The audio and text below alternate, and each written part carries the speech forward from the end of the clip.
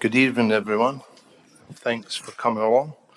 I'd like to remind the speakers and indeed everyone here that this forum is being webcast. This means that your image and what you say will be broadcast live to the public and is also recorded. Please be mindful of what you say and avoid making statements that may defame or offend anyone. Council is not responsible for your actions. Please switch your mobile phones off or onto silent for the duration of the forum. I ask everyone here to remain seated while the forum is underway. Welcome to our community members that have joined us via webcast and in the public gallery for the 10th of December 2024 Central Coast Council Public Forum. I now declare the forum open at 6:01. We are holding this public forum today to hear from community members who have registered to speak on items before the council meeting tonight. I ask that the community members be listened to in silence and with respect. Where the speakers are commenting on a document proposed to be exhibited for community submissions, I remind you that you must always make your submissions once exhibition opens. I will call each person to the lectern. A reminder, community members registered to speak, that your address to council is being live streamed and recorded, and you have 3 minutes. However, council can grant 1 additional minute for your address at its discretion. Once your address to council has concluded, please remain at the podium as council may wish to ask you questions. I note the following people have requested to address: Naomi Daly, speaker on item 3.9. Neil Vincent, speaker on 5.1, Tanya Crawford 5.3, and Peter Blackwell on 5.3. I now invite the first speaker. Mr. Mayor, sorry, can I just interrupt? It's just regarding the last 2 speakers. I believe Councillor Eaton's, Rachel and Wright should not be in the room for the last 2 speakers because of the code of conduct with them being on the panel, the Hunter Regional panel. Sorry, Councillor Lamont. Okay, so the 3 councillors to my left are on the Hunter Regional panel, and they should not be present in the room for any briefings. Councillors, it's your call. And it's not a conflict. It's not a conflict. It's a procedural issue. And I've got the section here if you'd like to have a look. Well, he can too. Well, he's right down the end of the list, and he can leave if he wants to. Okay, well, Councillor McGregor, he's number 4. It's very unlikely that he'll get to that level with the panel, but I think Councillor Stanton and Eaton will, and you're, I guess, the Harry in this situation. Councillors, it's your call if you want to stay in the room or go. Well, it's not their call. If they do stay in the room, we will have to write to the Secretariat of the panel and advise them that they are in a public meeting where the seawall is discussed. So it's not actually a call. So they need to make a choice whether they will be being part of the Hunter Regional panel that will be adjudicating any seawall matter, or they can stay in here and listen to people speaking and voting on the motion that I present later. And I can provide you with a copy of the procedures. Councillors? Yes.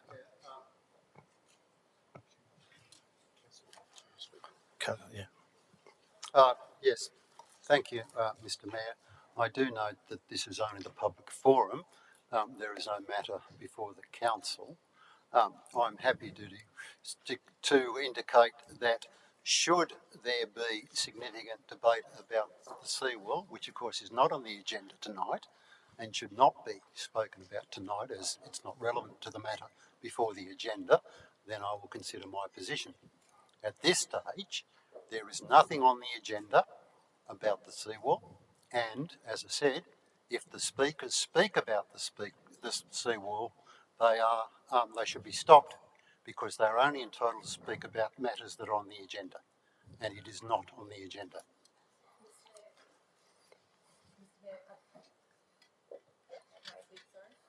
Councillor Eaton, can you turn on? Okay, so CEO's response actually refers to the seawall resolution back in 2022, so it will naturally be mentioned during the debate today. And these two people, I'm assuming, will be here talking about the seawall at Wamburrel. And as I said, that's if you look at the CEO's response, that does refer to a motion back in 2022 that refers to the engineering design requirements for the Wamburrel seawall. Councillors, it's your call whether you want to stay in the room or leave. Stay in. Go on. Yeah. Okay. Thanks, Well, Councillor. can I get notification from yourself and from the ELT that we will be calling the Secretariat, letting them know that they will be disqualified from sitting on the panel on any seawall determinations. That will be noted. So now back on to now invite the first speaker. I now declare the public forum open, and Naomi Daly, would you please come up?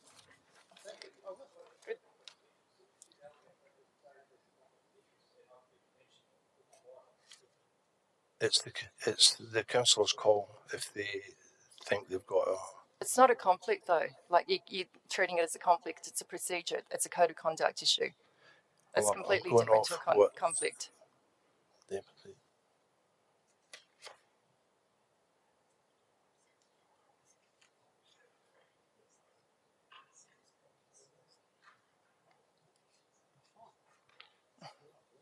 Yeah, it's up to the councils to make a decision. They've made a decision to stay in.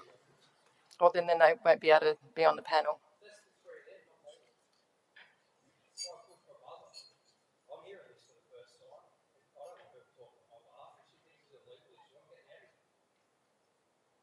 It's the councillor's call and they're staying in the room.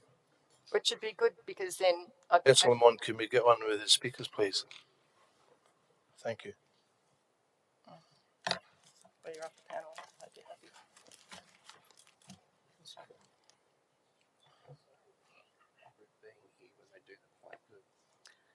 Good evening, Mayor and councillors. My name's Naomi Daly and I'm a planning consultant who works for Urbis. We've been engaged by Centre Group to assist in facilitating the development of a development outcome on the Tuggerah Gateway site, which is land adjacent to the Westfield and Tuggerah. I'm speaking on behalf of the proponent, Centre Group, in relation to 3.9 on the agenda, and it's relevant to a draft DCP and a VPA, which is being exhibited. So Centre Group and its technical consultant team, including Urbis, have been working really collaboratively with Council since its initial engagement with Council in probably early 2021. So a good 3 years, over 3 years now. The draft DCP and VPA have been negotiated and discussed at length during this time, with multiple revisions to it and ongoing in collaboration with Council. There's been a reasonable level of detail which is included in the DCP, considering a range of technical matters which need to be considered for future developments on the site. The VPA also puts forward some significant public benefits which will benefit the broader Central Coast community, including an active transport link to the train station and a community space within the Westfield Tuggerah site. So I guess despite the planning proposal and the LEP amendment, which has been called in by the state government, the DCP really represents an essential guide, an essential tool to guide the future development of the site, and so merit in continuing with its adoption of this document.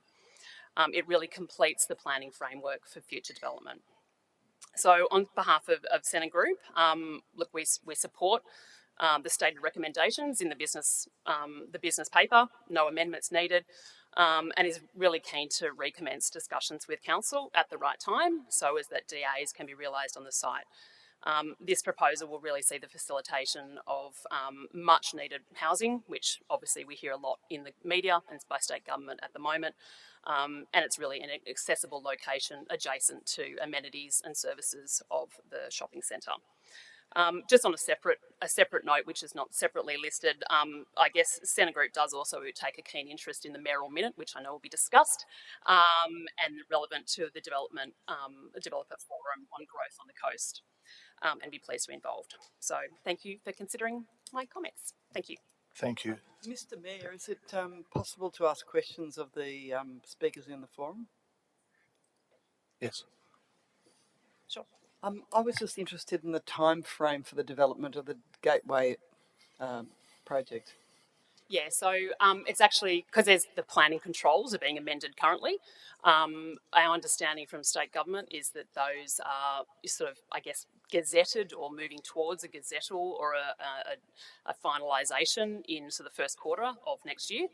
Following that, there has to be a preparation of a development application that's submitted on the site. So that could take, many months. Depends if Centre Group or an adjoining development partner, purchase the land and do a subdivision or whatever. So I guess there's still a process to be undertaken for the actual physical built form to be realised on the site.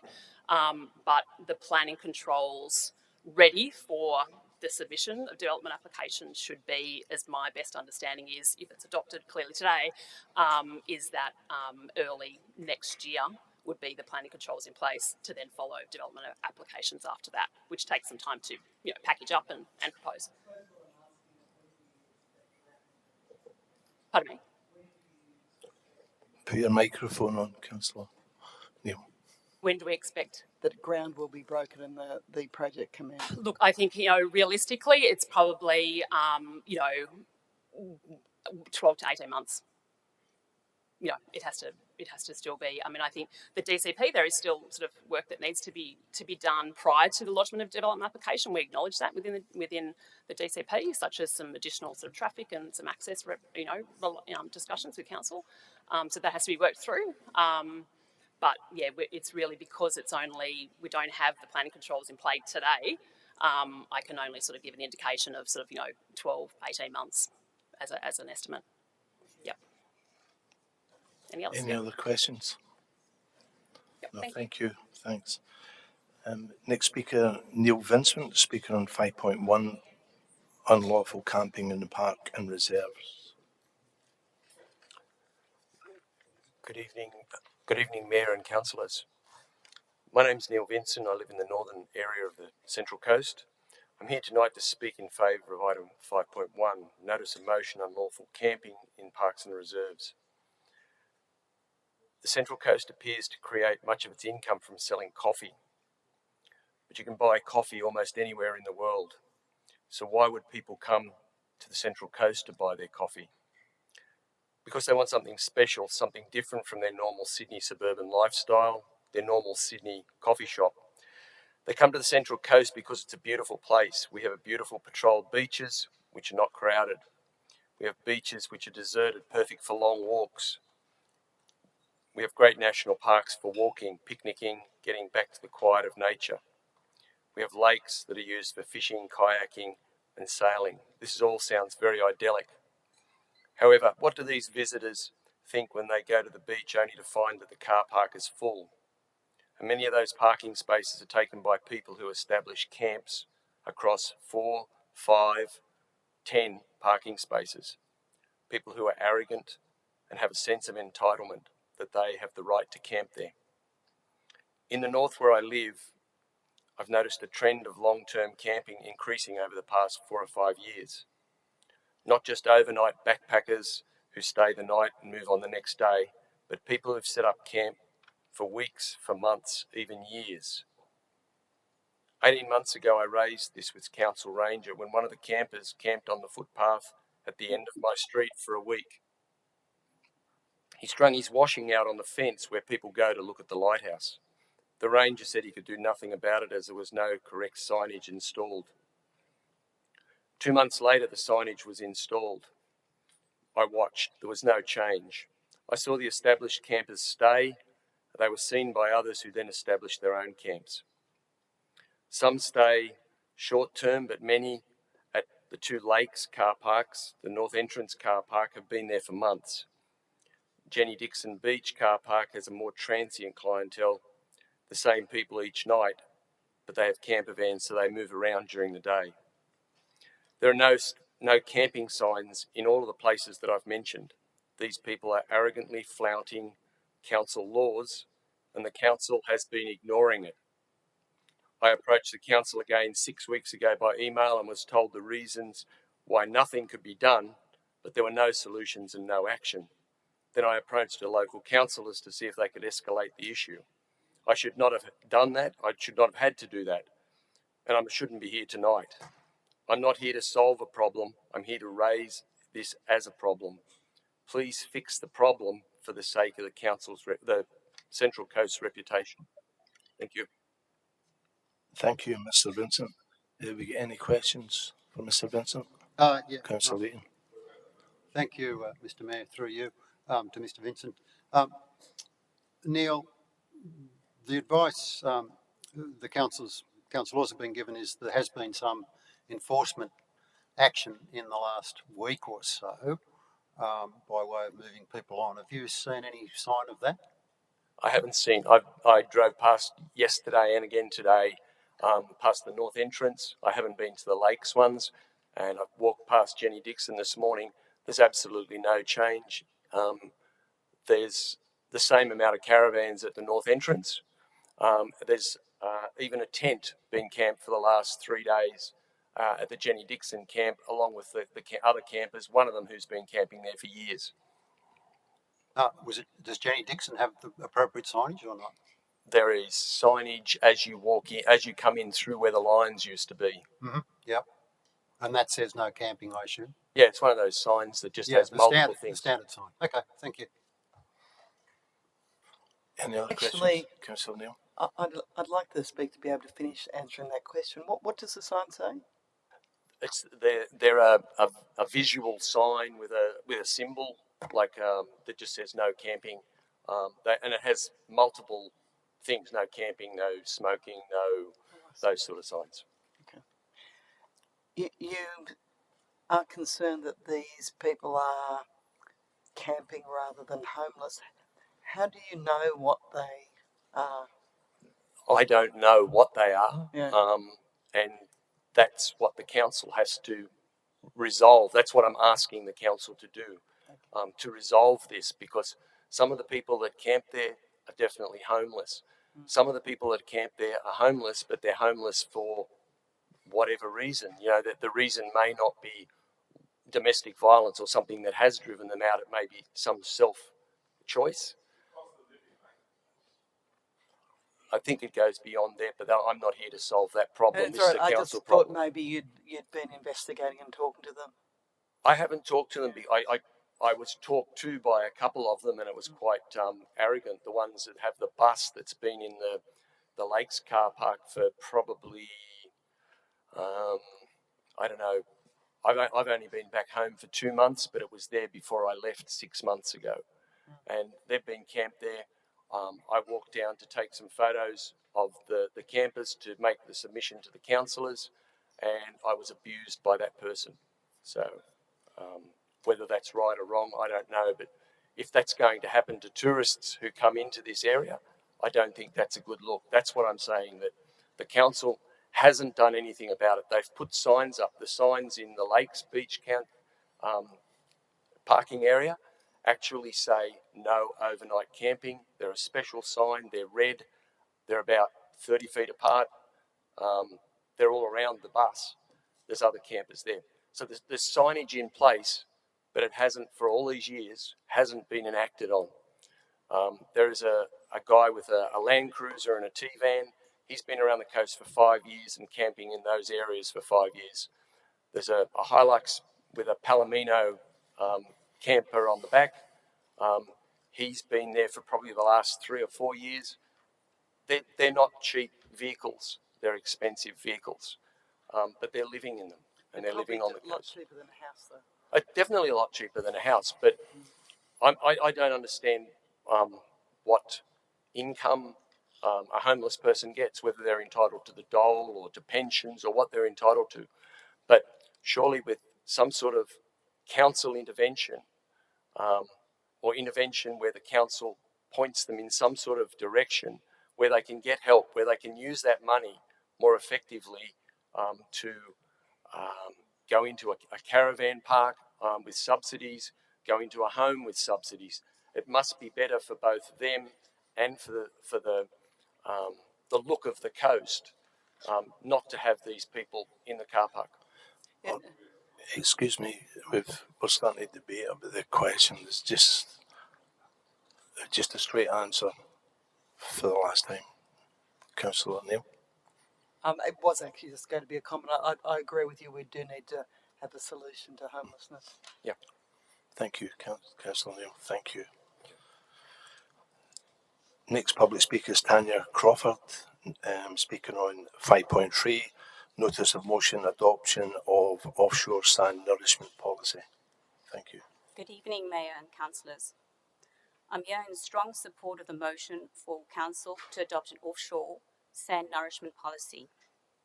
The issue today is Council does not have a sustainable solution in dealing with the ongoing challenge of coastal erosion. We don't have a forward-looking, environmentally sensitive and community-focused solution to address the challenge of coastal erosion and in the longer term sea level rise. Seawalls do not present a sustainable solution. They cause loss of beach amenity by creating bays instead.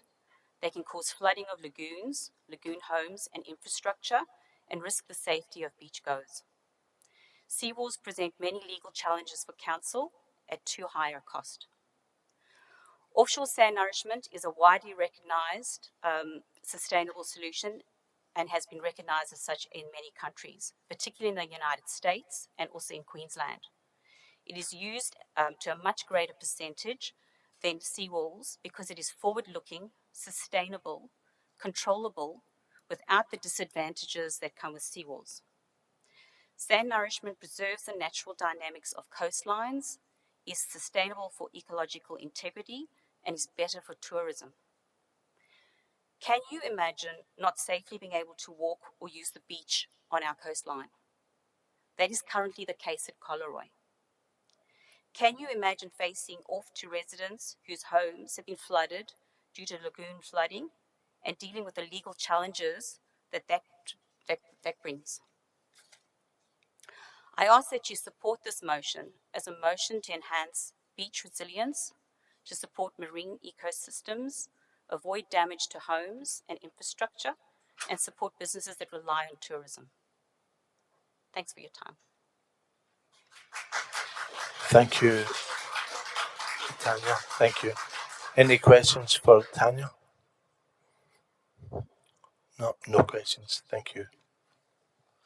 Next speaker on the same item, 5.3, Notice of Motion of Adoption of the Offshore Sand Nourishment Policy, Mr. Peter Blackwell. Good evening, councillors. Thank you for the opportunity of addressing this public forum. I'm speaking in support of the motion previously mentioned. The practice of sand nourishment is nothing new. It's been used in many countries all over the world to stabilise coastal erosion. More closer to home, sand nourishment takes place at Coleroy Beach. You've seen photos of that. Stockton, Gold Coast and Noosa beaches. Coastal engineers such as Professor Andrew Short of Sydney University, Angus Gordon and Douglas Lord all recommend sand nourishment as a complete solution to coastal erosion. This is not an issue that can be ignored by our council, which has many beaches directly susceptible to coastal erosion in a period of climate change and rising ocean levels. Council must develop relevant policies, and in this regard, sand nourishment of beaches is an obvious engineering solution. Even if a seawall structure is built to deal with coastal erosion, there still needs to be sand nourishment of that beach. For example, Northern Beaches Council has to truck sand onto Coleroy Beach after big season storms washes out in front of their existing seawall. In a report by Manly Hydraulics Laboratory prepared in 2021 dealing with the proposed seawall at Wamberal Beach, it stated that sand nourishment will be required. Seawalls are not the answer to coastal erosion. If we want to keep our beaches where they are, sand nourishment will save our beaches. Many property owners at Womberall Beach have entered into positive covenants on their titles with council, agreeing to carry out their own sand nourishment in the event of ocean erosion. These existing arrangements are an acknowledgement that sand nourishment and revegetation is essential to fight coastal erosion. The principle of sand nourishment results in the beach being protected and with even an increase in an easterly direction of the beach. These existing agreements acknowledge that sand, I apologise, I'm repeating myself. The beach will expand in an easterly direction, preserving the amenity of the beach for the whole community, as well as protecting the beachfront properties.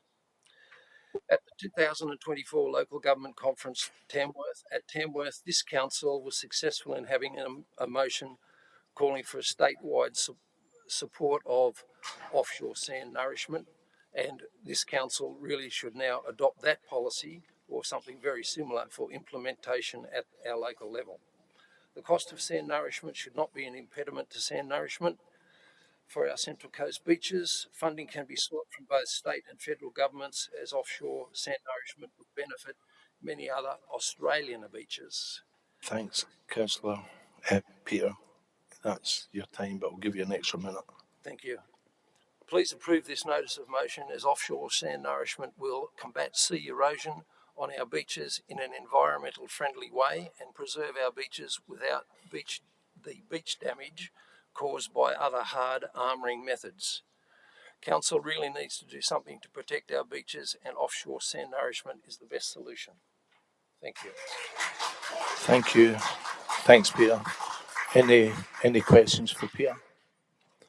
No questions. Thank you. Thanks very much. I now declare the public forum closed, and you're invited to watch the webcast of the council meeting, which will commence at 6:30. A link to the webcast can be found on council's website. Thank you.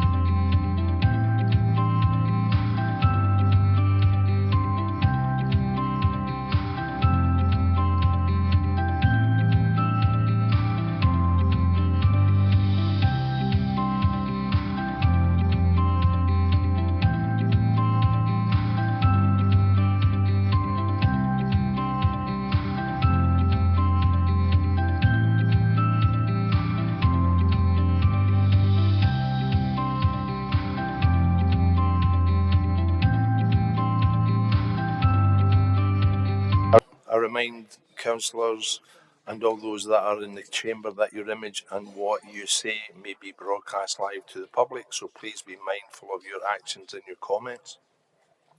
You should avoid making statements that might defame or offend, and note that a recording of this meeting will be retained online and in Council's archives. Please turn your mobile phones off, switch to silent. Filming and photography are not permitted in the chamber. Anyone observed to be filming the meeting may be asked to leave. I'd like to remind councillors to turn their microphones on before speaking and off again when no longer addressing council. I now declare the meeting open at 6:31. A warm welcome to everyone in the gallery and those watching along at home tonight. Hopefully it's working at home tonight. It wasn't the last meeting. Acknowledgement of country. We acknowledge the traditional custodians of the land in which we live, work and play. We pay our respects to the Dark and Young country and elders past and present. We recognise the continued connection to these lands and waterways and extend this acknowledgement to the homelands and stories of those who can call this place home. We recognise our future leaders and the shared responsibility to care for and protect the place and people. Just for everybody's information, Councillor McNamara is an apology from being in the chamber. This is due to a family emergency tonight. Councillor McNamara will be joining the meeting a few minutes late this evening, and he has requested to attend via video link. Once he has joined the meeting, I'll call for a procedural motion to determine his request. And I'd just like to confirm I've received a written request saying, Mayor, I seek leave to attend tonight's council meeting via video due to being away in Sydney for my wife's emergency surgery. That was received at 6:02 this evening before the meeting in accordance with the Code of Meeting Practice. Could that document please be circulated and that all such requests be circulated as a matter of course? Who's that? Yeah,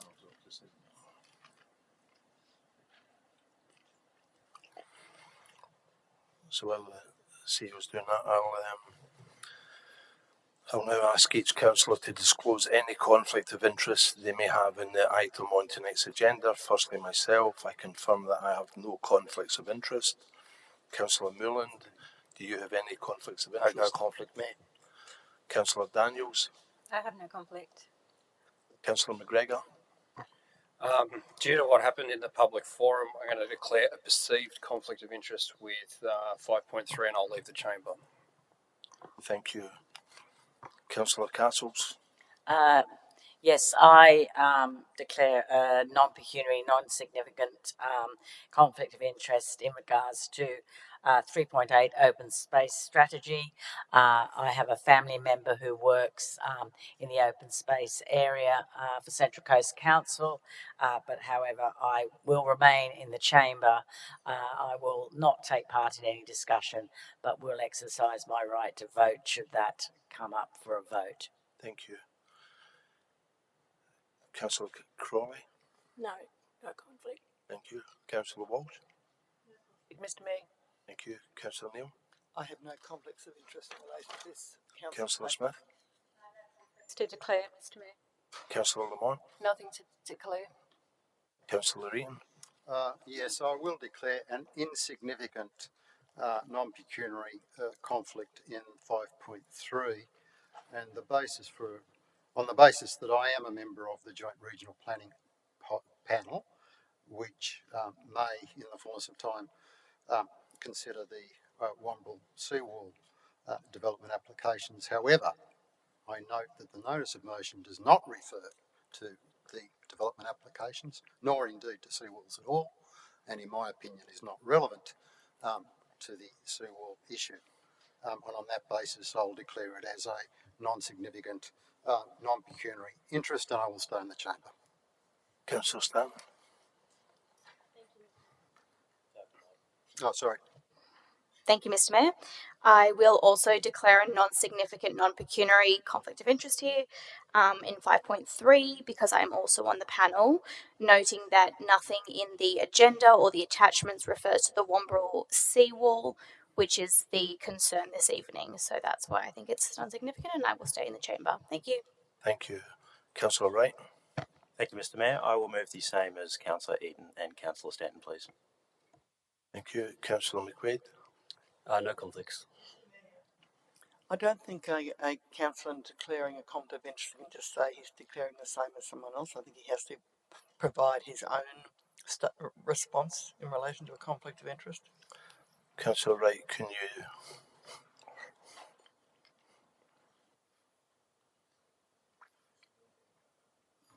Sorry. I declare a non-significant, non-pecuniary interest on item 5.3, and I will stay in the chamber. Thanks, Councillor Wright. Councillor McQuaid. No conflicts. Thank you. Item 1.2, confirmation of minutes of the previous meeting. Can I have a mover, please? Councillor Wright. Mr. Mayor, could I just ask a question about the minutes, please? Yeah. So sorry, and I just note the minutes in relation to Councillor Eaton's motion about the number of submissions for the planning matters. And apologies if I missed it at the meeting itself, but the second part said that this policy be submitted to the Department of Planning for approval. Can I just get some clarification?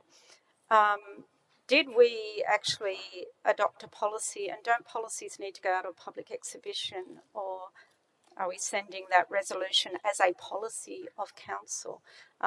Sorry, I just needed some clarification if I could, please. There's no requirement for that policy to go on exhibition.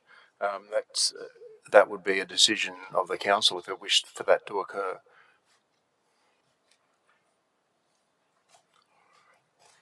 Thank you, Mr. Mayor. Thank you. Can I move, or was Councillor Wright? Can I have a seconder for the Councillor Wright? Thank you. All those in favour? Unanimous.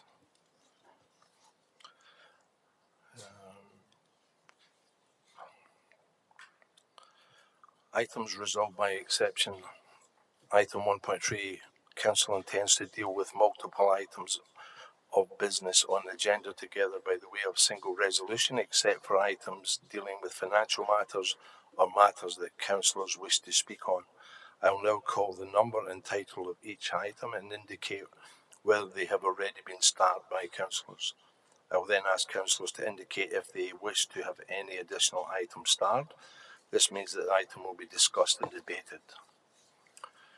Item 2.1, Mayoral Minute Development Forum, Building a Foundation for Future Growth. Item 3.1, Monthly Finance Report November. Item 3.2, Monthly Investment Report November. Item 3.3, Instrument of Delegation for the Chief Executive Officer. 3.4, Disclosure of Interest Returns Councillors. They've all been starred. Item 3.5, Gosford's Regional Library Project Status Update has not been starred. I would like to star that matter for a question, please. Thank you. Item 3.6, Facade Improvement Support Programme Applications 2024-25, not being starred. Item 3.7A, 3.7 Community Support Grant Programme, October 2024, has not been starred. Item 3.8, Open Space Strategy Outcomes of Public Exhibition, has been starred. Item 3.9, Draft Development Control Plan, DCP Chapter 4.7, Tuggerah Regional Centre Finalisation and Local Planning Agreement, that's been starred. Item 3.10, Social Media Policy for Adoption, has not been starred. Mr. Mayor, I would like 3.10 to be starred, please. Thank you.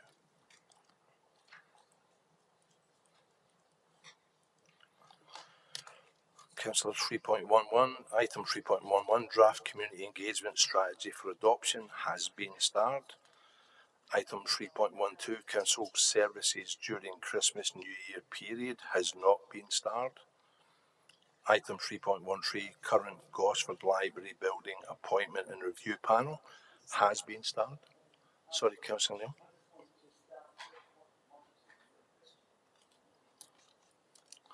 3.12 has now been starred. Mr. Mayor, sorry, I've been trying to get your attention with the microphone. I would like 3.8 to be starred. 3.8? Yep, please. It is starred already. Is it? Okay, sorry.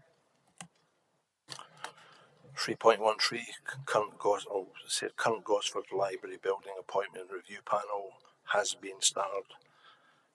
Item 4.1, rescission motion entry into aviation service lease has been starred. No, hasn't been. Yeah, it has been starred. Item 5.1, notice of motion unlawful camping in parks and reserves has been starred. Item 5.2, notice of motion formation of review panel existing Gosford Library has been starred. And item 5.3, notice of motion adoption of offshore sand nourishment policy has been starred.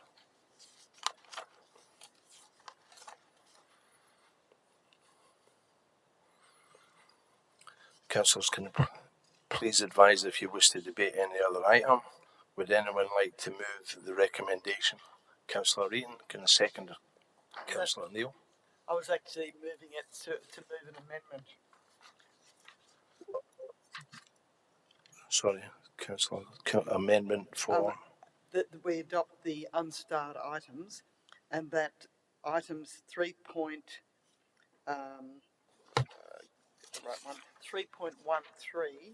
and notice of motion 5.2 be debated simultaneously.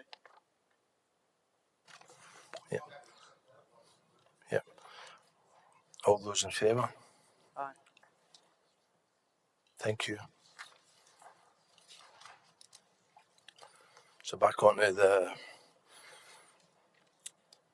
motion for the procedural for motion X.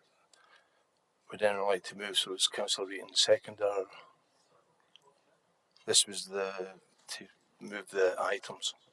I just did. We just did that. We can do it again. We moved you moved the start items and considering both the old library matters together. All right. So we now move on. Yeah.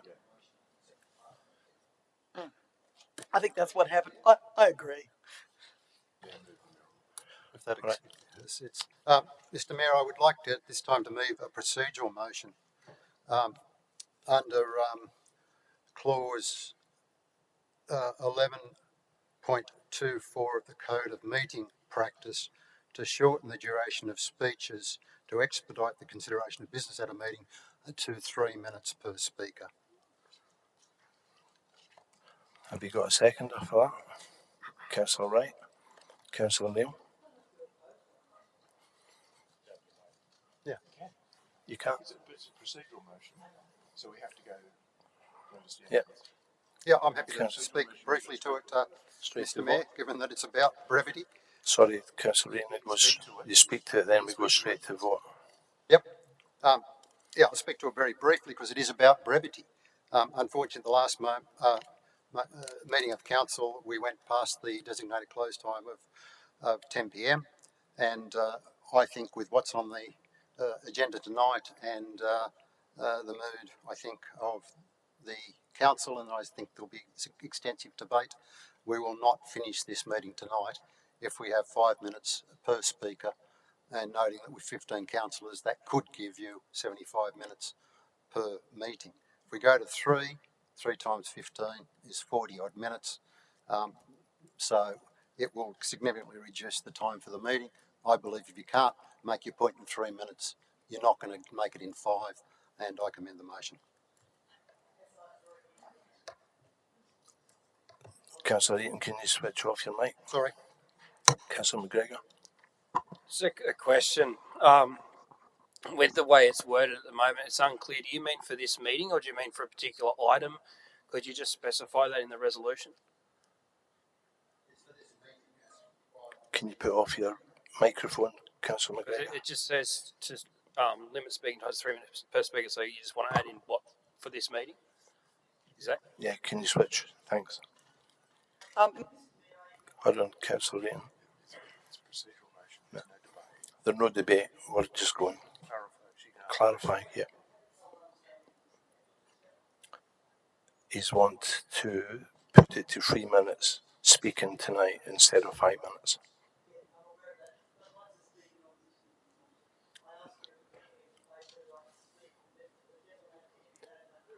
No. What I said was it's a procedural motion, and there should be no on procedural motions. There should be no debate. You can ask questions to clarify, as Councillor McGregor did, for example.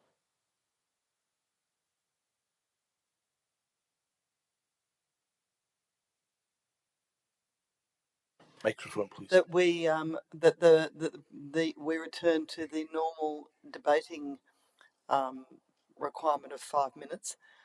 We've only had 3 meetings, and already we see the Conservative bloc trying to limit the level of democracy that we have in this chamber. We have a situation where the speed of decisions is given priority over the quality of the decisions.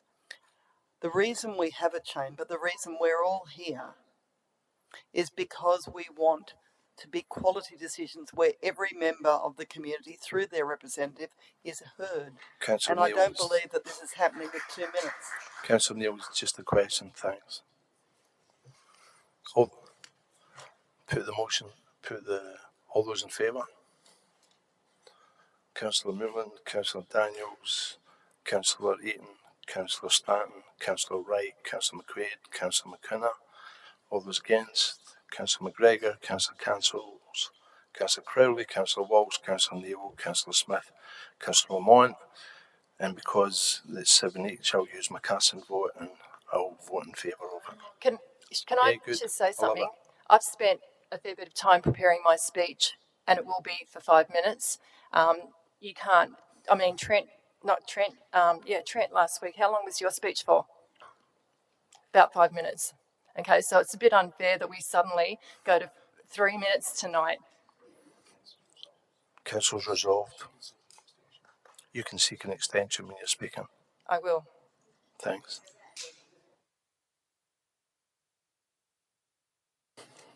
First item on the agenda is mayoral minute. Item 2.1, mayoral minute for Development Forum, building a foundation for future growth. I recently attended the UDIA Central Coast Industry Luncheon. The event provided an opportunity to engage with leaders from the regional business and community, including the development sector, industry consultants and New South Wales government officials. Growth on the Central Coast was a strong theme, and the need to better plan for this was discussed. The current planning system and time taken to get projects through the system was raised as a challenge. We understand that our population is growing and community expectations are changing. As a new council, we now have an opportunity to show leadership as we engage with the development sector from partnerships with New South Wales Government and build a positive foundation for the future. To enable this, I'm proposing that Council facilitates a forum with the theme of building a strong foundation for future growth.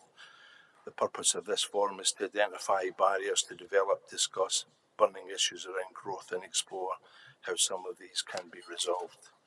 This forum will be the start of a journey will lay down the tracks for our train to leave the station, ensure that we're heading in the same direction as we grow.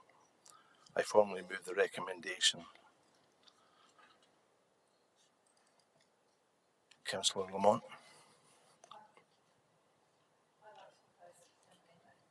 Motion.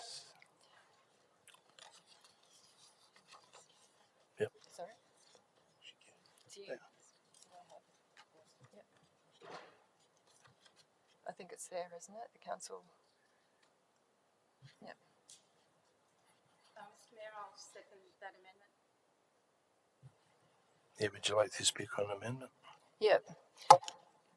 Okay, so as Mr. Mayor knows, I think that's a great idea, having a developer forum, but why don't we make it a Central Coast Expo or something bigger than just a forum, and actually invite all sectors of the community in here to actually be part of any developer forum. Development is multifaceted. It's not just people building houses or warehouses or high rises. There's a lot more to it. And you would have noticed yesterday in the round table, there's many aspects to development that have to be considered. So I have proposed that request that the list of invitees for the Building Foundation for the Future Growth Forum be developed in consultation with all of us, that we broaden the stakeholder representation, that it becomes community-centric focus, and that there's transparency in stakeholder selection, so we all actually know who's actually going to be invited to the forum, and we might even be able to suggest who else could be invited other than the CEO. Request that all councillors receive regular updates on the development of the forum's program, including invitee list, to ensure ongoing oversight and input. As I said, this should be open to everyone, and I think all councillors would like to be part of it. We've all campaigned on development for the coast, and as I said, let's think about this a bit bigger. How about us showcasing the whole of the Central Coast, not just developers? Thanks, Councillor Mott. And Councillor Smith. Thank you, Mr. Mayor. Thank you, Mr. Mayor. Look, I second the amendment from Councillor Lamont. And in a similar vein, I mean, the Environmental Planning and Assessment Act talks about social, economic and environmental considerations in planning and development. So I do think it is critical that it be opened up more widely to all stakeholders on the Central Coast that have an interest. Could I just ask a couple of questions, Mr. Mayor? Is it intended to be a closed forum, or will it be open to the media? What was your intention in that regard? No, it wasn't a closed forum. The initial one was to get developers in the room and explain what's happening. We might have a new director by then as well. So it's just to lay the ground rules, what to expect, and what we can look forward to moving forward. And that's why it was just for the developers to lay what the rules are, and it's about good development. It's not just about development for the sake of developing. So that was the reason for the developers forum. And sorry, Mr. Mayor, did you say it would be open to the media or not? Why would it not be open to media? There's nothing to hide. We're just speaking about what's on record. Yeah. Thank you, Mr. Mayor. Look, I commend the initiative. I just think it needs to be broadened to all stakeholders and be a very open and transparent process. And look, with great respect, I think transparency is critical in this area, and there is a perception that yourself have a close association with some people involved in the development sector, and I don't think that's been fully declared in this case. I'm not accusing anything, I'm just saying that there's a bit of an elephant in the room. It sounds as though you're accusing. Would you like to No, I'm just suggesting a lack of transparency in that regard, Mr. Mayor. I'm not saying that there is... Because I was the chairman of the RDA, which had declared and I resigned when I said I would resign? Look, I think there's also, in your political life, there has been close associations. Would that not be a fair statement? No, I don't think so. Okay. All right, I'll withdraw that, Mr. Mayor. But look, I would encourage that it be opened more widely to ensure that there is transparency, accountability, and all stakeholders are involved. Thank you, Mr. Mayor. And just on that, Councillor Smith, the plan was down the track that it was initially we get the developers in, and then it gets opened up to something that Councillor Mont talked about, but originally it was just for developers. Councillor Neil. Thank you, Mr. Mayor. I think that it is a good initiative to have a forum start up to discuss these issues, but I think it starts it off incorrectly by giving one particular group a priority, and it might suggest that if developers are invited in initially and then others, that they are the first priority and that other people are not going to be given the same value and weight. I think it is a idea that we don't want to have ruined by that sort of prejudicial position becoming apparent or possibly apparent. So I would strongly urge you, Mr. Mayor, to accept this amendment and expand out the forum to a wider forum that showcases the whole Central coast and doesn't potentially poison the tree before it even starts. Sorry, thanks, Councillor Neil.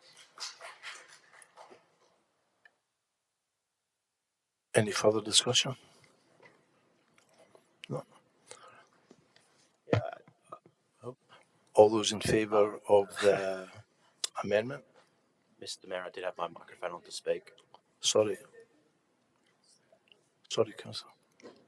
Did have my microphone on to speak, but sorry, I never saw to it. Councillor Neil's point, is it amenable to the mover? Sorry. Am I okay? Firstly, I'll get rid of the amenable to the mover part. Am I able to speak, or are you saying it's been put? No, speak. Okay. I just want to speak in favour of the motion to again highlight the importance to what you'd said about appropriate development here on the Central Coast. And I know in my previous conversations with you and what you've put out to the councillors, I believe this is well intentioned. And, you know, we want to have sustainable development that meets the needs of local residents, both now and into the future as our population continues to grow. I mean, we have anticipated population growth of 18% by 2046, and these people are going to need housing, and developers are a key part of that. And I think that while they might just be part of the initial forum, and then, you know, you're obviously open to bringing in other stakeholders, I think that's fantastic. I think we need to do a lot to restore confidence from the development community in Central Coast Council.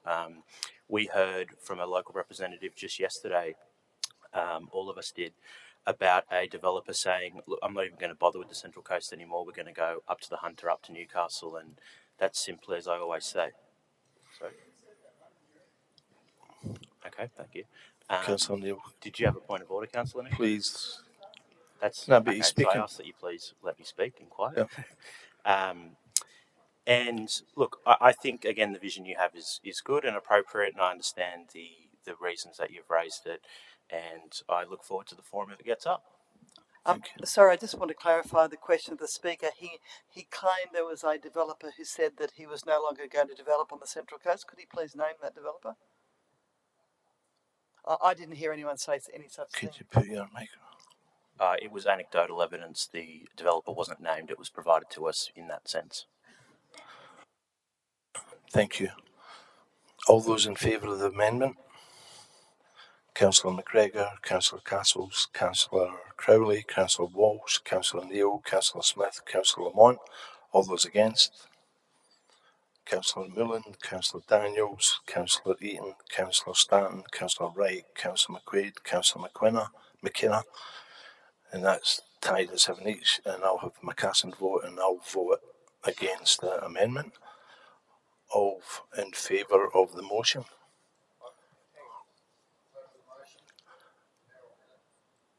We've got to have some debate on it.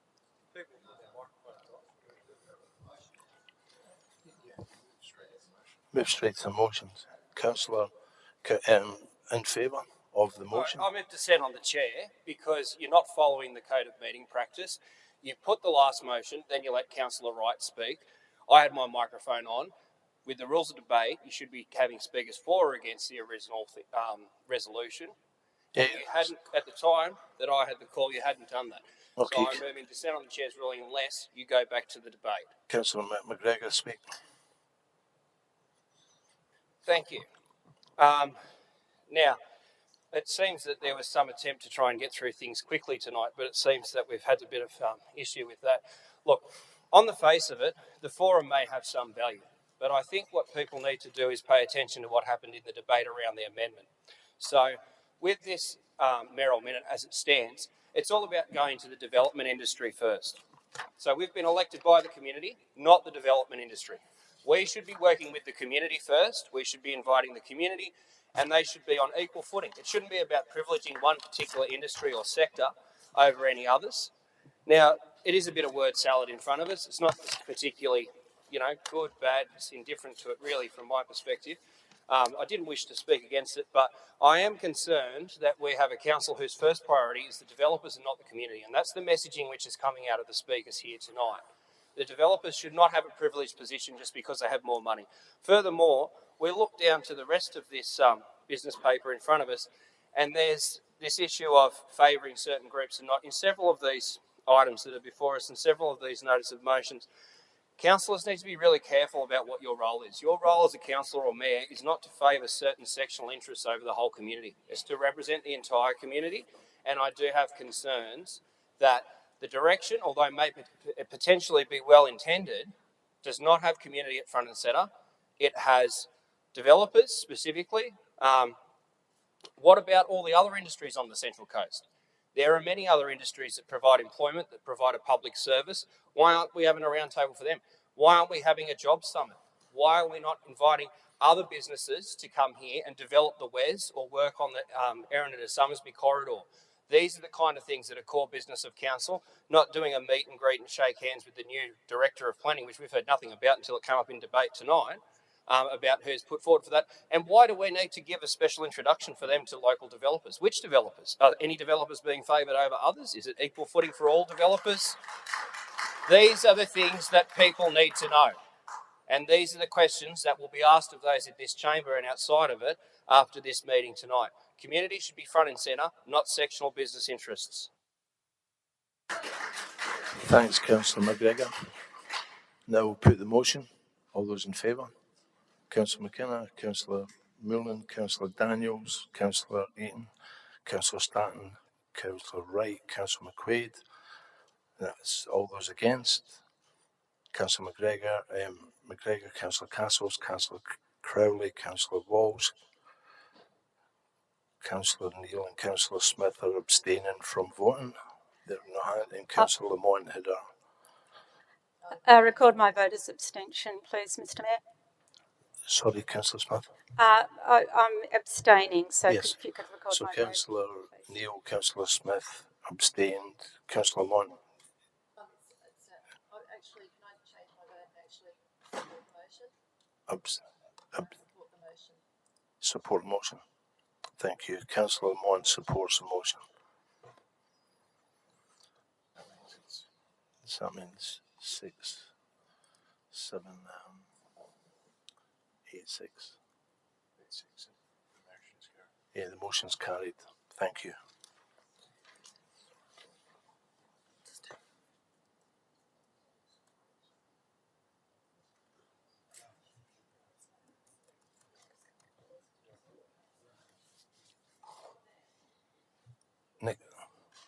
Next item on agenda is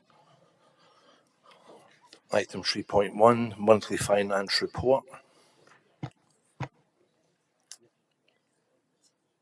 Any questions? Councillor Lamont?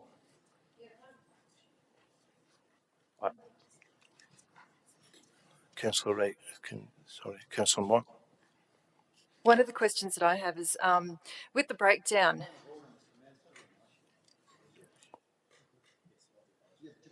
Okay, well, I'll move it. Right. Councillor Lamont, move it. Councillor Seconder. Councillor Wright. Councillor Lamont. I just have a question more than anything. With the breakdown of the timing-related variances in the year-to-date budget results, can these be mentioned in future reporting so that there is a more realistic picture as to what's a timing variation? Just so we've got a better picture of what is actually a timing variation and how much. I don't know whether that's possible or not. Because if you look at the variance, there's two favourable variances, 5.9 in the operating surplus and 6.7 in capital expenditure. We need to know whether that's actually sustainable or if it's just timing differences. So I don't know whether that can be done in the future or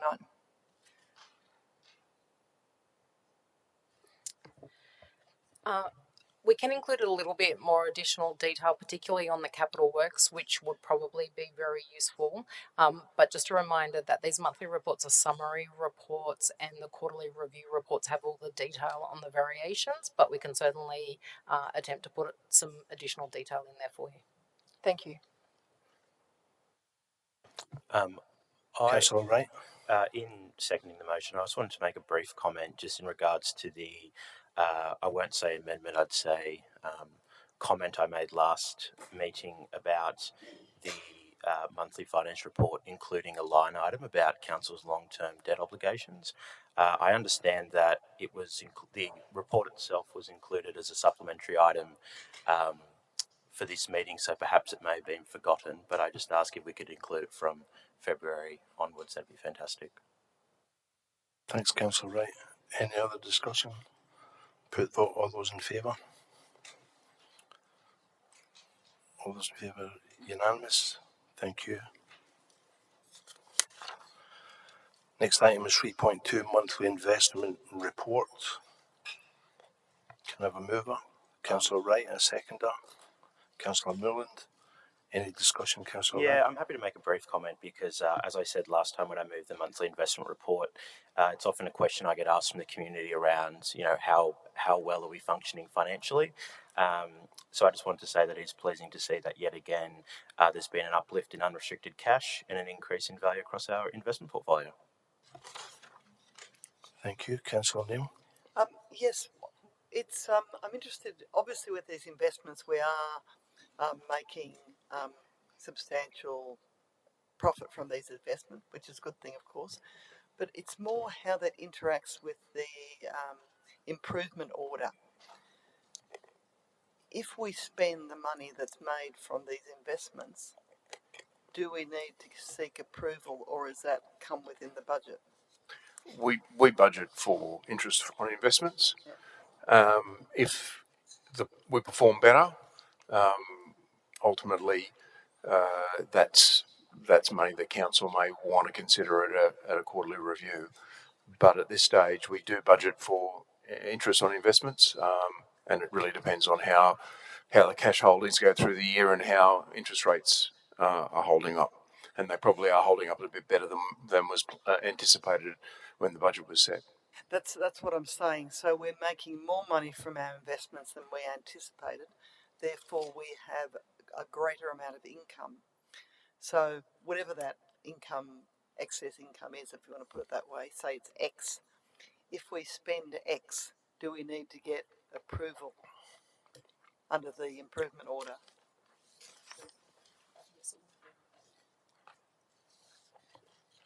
Because we're not actually changing the budget, are we? Because we make extra X and we spend extra X. If we do earn investment income over and above what we budgeted to earn, then that would be highlighted in a quarterly review report. It could then be allocated for expenditure to whatever council resolved to expend it on, and then that entire quarterly review report would be submitted to the OLG under the performance improvement order. But do we have to? Because it's not actually a variation to the budget.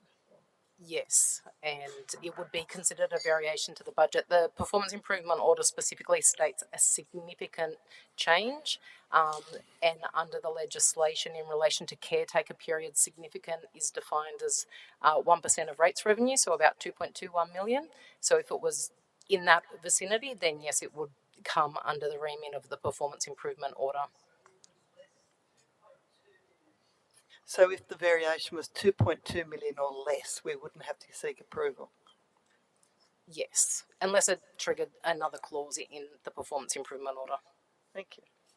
And can I say that I think it's highly unlikely if we've identified savings through our operations that the council decided that they wanted to spend that on something that was, in the community's interest, that the Office of Local Government would say you can't. I think, the performance improvement order is to stop you spending money that you haven't got rather than spending money that you have got. No further questions. All those in favour? Unanimous. Thank you. Mr. Mayor, it appears that Councillor McNamara is on the screen now. So Councillor McNamara is now joined. Thanks, Councillor McNamara.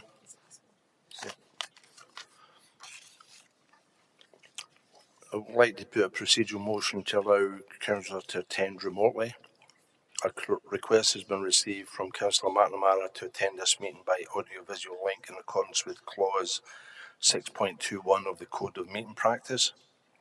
I note that this in accordance with Clause 6.24 of the Code of Meeting Practice. Councillor McNamara is entitled to vote on this item. that the Council approves the request by Councillor McNamara to attend the ordinary meeting on 10th of December 2024 at 6:30 by audiovisual link, as he is unable to attend in person due to serious family matter. Can I get a mover? Councillor... My microphone was on first. Sorry. Oh. I move the procedural motion that Councillor McNamara be accepted by video link to join this meeting. Thanks, Councillor Neil. Second, Councillor Eaton. I'll now put the motion. All those in favour? Sorry, Councillor. Sorry. Councillor. I'm more than happy to support this. I just wanted to ask that it be noted when he joined the meeting. It looks like there is a timer on the screen there. I think it was 1 minute 22 ago or something. So if we could just note when he actually came in, because he wasn't participating in the earlier votes. Yeah. Okay, thank you. All those in favour? Unanimous, thank you. Thanks, Councillor McNamara. You're now in the meeting. Next item is 3.4, disclosure of interest returns. Mr Mayor, I think we're at 3.3, the instrument of delegation. And I'll move a motion that I put forward to the staff, and I think I've circulated to all councillors. Yeah, 3.3. Oh, sorry, I jumped one. Yeah, that's okay. Yeah, sorry, instrument of delegation of the Chief Executive, sorry. That's the one, yes, thank you. So I'll formally move that. Can I have a seconder? Councillor Moreland, would you like to speak? I'll only speak if there's opposition. But we did have some discussion about the possibility of reducing the figure from 10 to 5 million. Are you agreeable to that? I thought, well, you indicated earlier that you were. You didn't mind whether it was 10 or 5 million.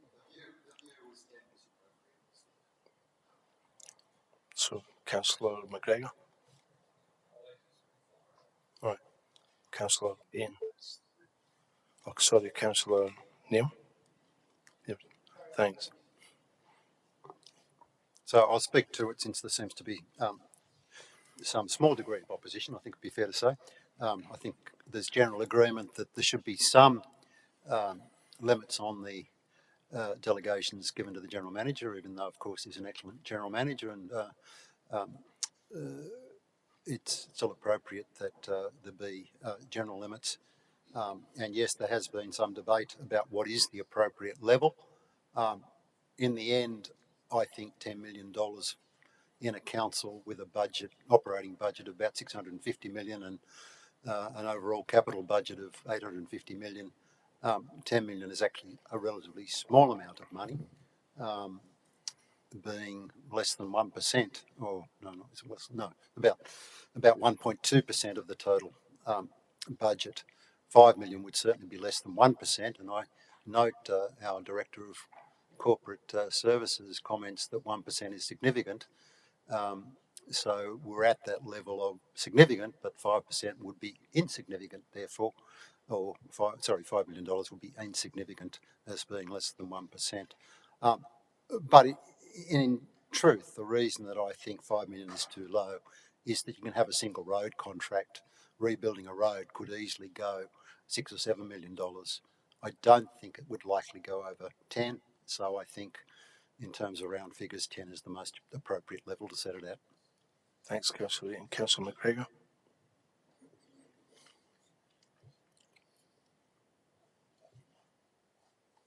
No. Just start off with a couple of questions, if I may, Mr. Mayor. In regarding a commercial lease coming to this council at this stage with the current parameters that we have, could I get an answer as to what, if any, in terms of the time frame or the length of it, would necessitate it coming to council as it stands at the moment? Is there currently a parameter on that?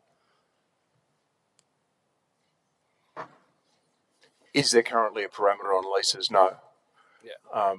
The only parameter is, I think, there's a limitation on Crown lands over 21 years, which requires a minister's consent, not the council's. So, so at the moment, the current delegation is unlimited in that regard. And then the same or similar question regarding money. So this would set it at $10 million. What are the current parameters around monetary value coming to council? It's unlimited, but within budget. So, so essentially, that's what it is. It's within, as long as it's within budget. The other thing that's to be to understood in terms of the dollars is if it's a multi-year contract, it is the cumulative value of that multi-year contract. So, say it's the toilet. We do our toilets internally, but let's say we cleaned our toilets by contract. If it was a 5-year contract at $2 million a year, that's classed as being a $10 million procurement decision. If that makes sense? Yeah. And has any work been done on comparing these potential changes to other comparable councils? I haven't been part of this discussion on the proposals being put forward, but we had a look at comparable councils, and they go from comparatively low numbers to being essentially where we were at, which is quite unlimited. So there's no real common ground. Some councils have comparatively low thresholds, and some have no thresholds. One thing should be considered is that we are an extremely large council, so the numbers that we turn over are multiples of most comparable most councils in New South Wales. All right, thank you. I'll rise to speak against. No, you can't. You've got to wait your turn. All right. No, I've asked questions. It's different. Read the Code of Meeting Practice. So, look, I'm really concerned about this. From what we're hearing tonight, there hasn't been a lot of consensus building around this room with staff and other councillors. This is a really significant decision that's being pushed through. It's being rammed through with a wafer-thin margin, as many others are. Now, some people may feel comfortable not having any leases come to them at all. Some people may like to look and get caught up in the minutiae. I myself have some concerns over what's in front of us, both in terms of the years and in terms of the monetary figure.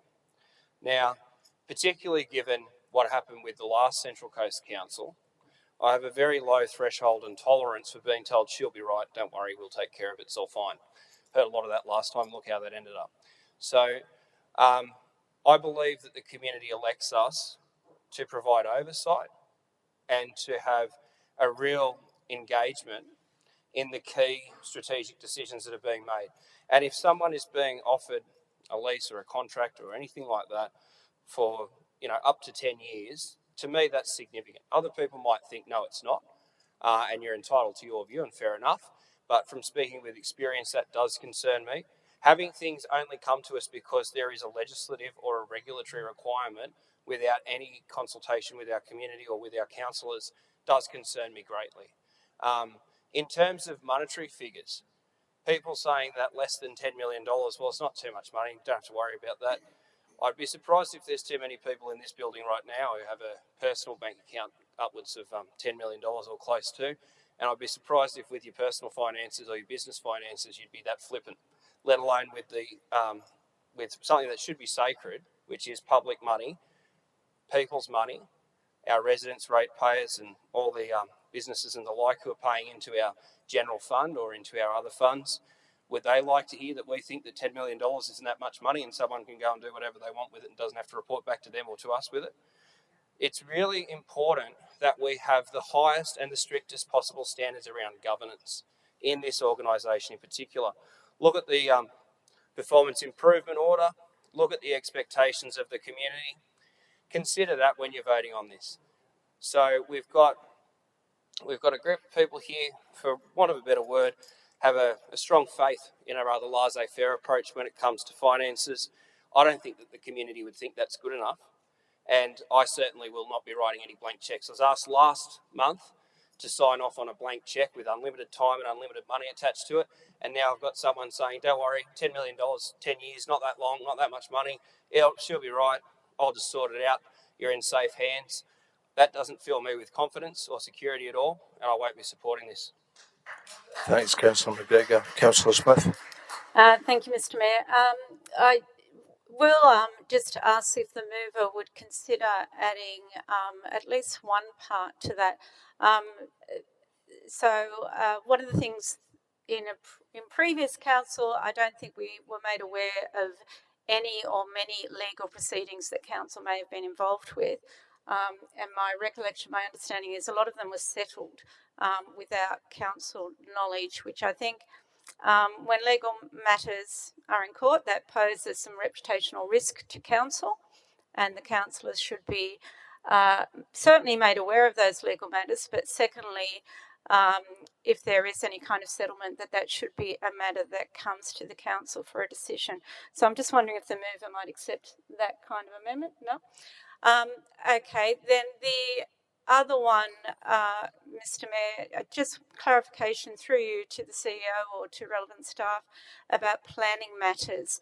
Again, I do recall in the former Gosford Council that the CEO did manage to get himself delegated to approve variations to DAs that would have normally come to the council.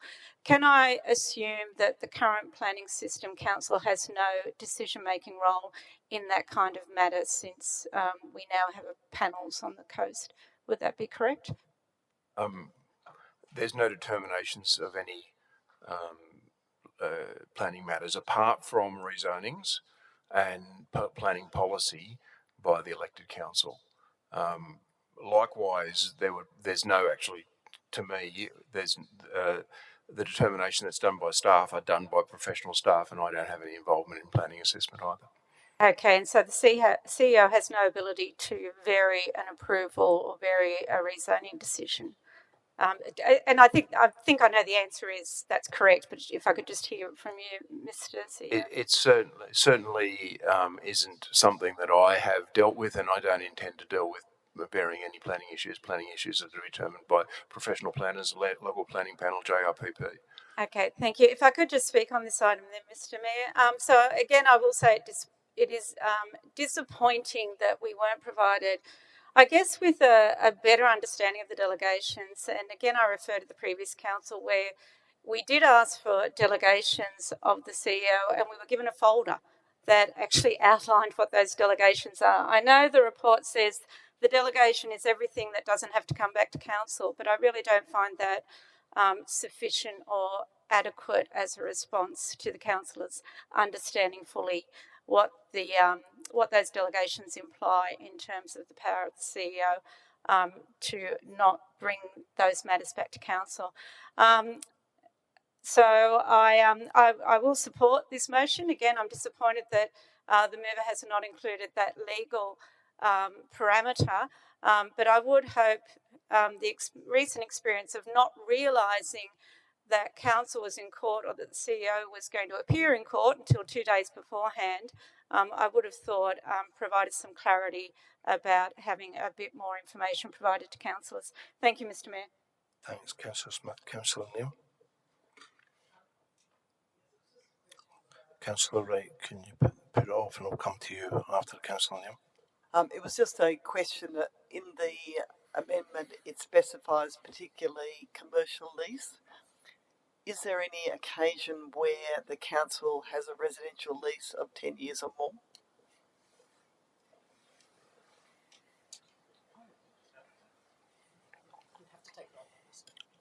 We don't believe so. I'm not sure whether we don't believe so. Bearing in mind the uncertainty about that issue, would the mover accept an amendment of the removal of the word commercial? Councillor Neal, could you put off your microphone, please? Thanks. It was actually, at the risk of putting him in it, the General Manager who suggested that was appropriate, and I think that was more about community leases as opposed to other sorts of leases. If I could add, the question is actually not to do with residential. What I was saying about residential may well be if we have a lease with her, and I'm not aware of this. You may well have a lease with a community housing provider, for example, who then provides that the actual tenancy situation. But the other area where we do enter into leases quite consistently is with community-based organisations. There's a very large number of community-based organisations, community or sporting, environmental, where we enter into leases with those organisations. So the question is, does the council want to see each of those, or are they happy for that to be done under delegation? Personally, I would very much like to see them, just because I was aware of them. I certainly don't have any opposition to them, but I think something that period I'd just like to be aware of. So I'd probably prefer the lease for all leases more than 10 years to come before the council. But I suppose I'm asking the mover of the motion whether they're prepared to remove that word and give that effect to the amendment. Councillor Neil, Councillor Neil, thanks. Through you, Mr. Mayor, to the General Manager, CEO. As I originally drafted it, didn't actually add commercial in, so I put it in on your advice. You asked the question whether it was commercial or community, and so that was the question. So if you don't see a problem, I'm happy to take out the word commercial. There is no problem with that. Okay, let's do that. There's no problem with including both of those. Okay, let's do it. Thanks, Councillor. Councillor Wright, okay. All right, so has that been changed? All those in favour? So Councillor McKenna, Councillor Mullen, Councillor Daniels, Councillor Walsh, Councillor Neil, Councillor Smith, Councillor Lamont, Councillor Reaton, Councillor Stanton, Councillor Wright, Councillor McQuaid and Councillor McNamara. Against was Councillor McGregor, Councillor Castles. Yep, carried. Councillor Crowley, sorry, as well. So, motion carried, thank you. Item 3.4, disclosure of interest returns. Councillors, firstly, could I please ask that the Director of Corporate Services provide an update on the councillors who have provided their disclosures of interest returns? Thank you, Mr. Mayor. Just an update that we have 8 councillors listed as having returned their returns within the report. I do want to highlight that prior to the deadline of the 1st of December, we did have Councillor Moreland also return his, and it was inadvertently left out of the report. And since that date, we've had other councillors return them. Just to clarify that the due date is actually the 1st of January. However, the legislation compels me to table them at the first council meeting after they are lodged. So these are the ones that are lodged to date, with the addition of Councillor Moreland, which I will table at the next report. I'll move the recommendation. Thank you. Thanks, Councillor Eaton. Seconded by Councillor Moreland. Would you like to speak, Councillor Moreland? No? No? Any speakers? All those in favour?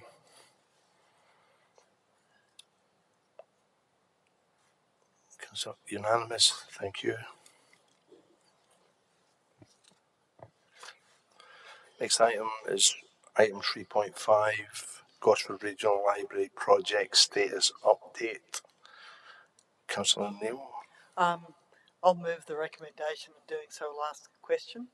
I have been advised that there's been discussions between the University of New South Wales and the council in relation to this.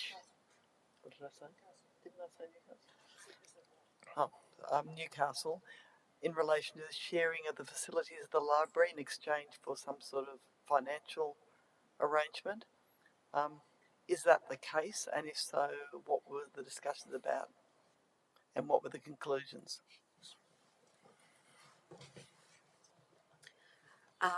We are in discussions with the University of Newcastle to share the makerspace, so there would not be a financial any financial exchange for that. It would just be they would have a staff member in there that would supplement our staffing in the makerspace. So it would still be a community use, but they would have a staff member in there that would support their equipment, and they would bring their equipment into the facility. So it would improve and increase the stock of equipment that we have in there. So, for example, 3D printers, laser cutters, a whole range of other equipment that they would be bringing with them if that agreement were reached. And other than what entitlement does that give the university or their students if that arrangement is made? It gives them a space where their students can come and actually use that equipment. They won't have that space as of the end of next year, 2025. And will that space be available for other people who aren't students as well? That space will be completely open to the public. And it's a slightly different issue, but I might ask at the same time. Is there also some discussions about the use of a pool, council pools for the use of university students? Not that I'm aware of. That's all the questions I had. As I said, I'm happy to move the motion, the recommendation on the motion. Can I have a seconder for the motion, please? Councillor Rayton, thank you. Any other questions? All those in favour? Unanimous, thank you.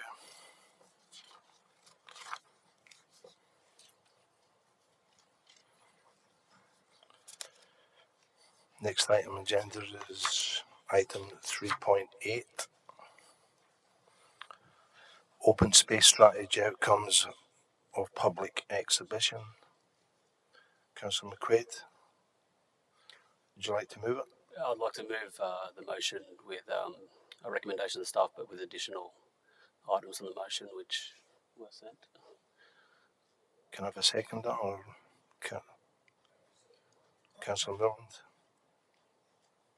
Councillor McQuaid? Mr Mayor, I'll speak in favour of adopting the open space strategy, but with additional items on the motion, as I said. Number 2, provides a report on the mountain bike infrastructure that is appropriate for open spaces, open space use by May 2025. Number 3, council identifies within the report any locations or sites on the Central Coast that are appropriate for mountain bike infrastructure within open space lands in preparation for a future Central Coast mountain biking strategy. And number 4, council consults and works with appropriate community groups on the Central Coast, such as the Central Coast Mountain Biking Club, in preparation for the report. Mr Mayor, I have been approached by numerous people in the community that have concerns by not being heard with this current open space strategy, in particular the mountain biking community. I acknowledge, Mr Mayor, that it is noted as an action item within the open space strategy that the mountain bike strategy is to be started within the 25-26 financial year, but my problems lie with the lack of understanding from council that the mountain bike community, that mountain biking is and should be part of the open space strategy moving forward. Mr Mayor, that the highest number of respondents, which was 57%, requested mountain bike infrastructure in open spaces, yet mountain biking is not included in the strategy. I understand that this is a big ask for the staff to get the report back to us by May 25. However, this community has been ignored and pushed back for over 7 years, and it's time someone listens to them and gives them a voice. Mountain biking has seen a significant surge in popularity in recent years, and for good reason. It's more than just a recreational activity. It's a pathway to healthier communities, environmental stewardship, and economic opportunity through tourism.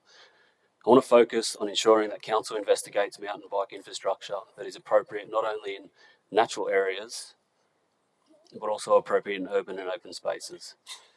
Whilst the majority of mountain biking takes place on single trail, which are natural trails located in bushlands, etc., there is still good use for mountain biking infrastructure to be investigated in urban and open spaces. Examples include dirt jumps, slope-style tracks, built out of timber, rock and metal. A good example is with our southerly neighbours on the northern beaches with the Bear Creek Bike Park. Other examples include short course loops, dirt criteriums, skills parks, etc. This needs to be acknowledged as possible future projects within the open space areas on the Central Coast.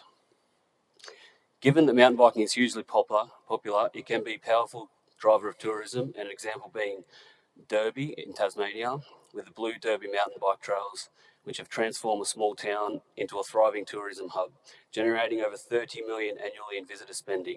Riders from across Australia and around the world experience these purpose-built trails and local businesses, cafes, accommodations and shops.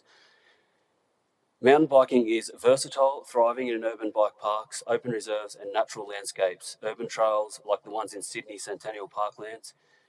They integrate seamlessly into city life, provide residents with easy access to nature and exercise.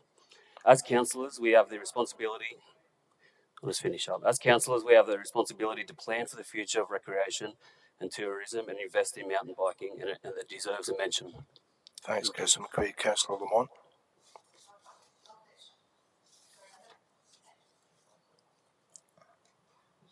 I do have some questions, but I might actually do them as questions on notice for the next meeting.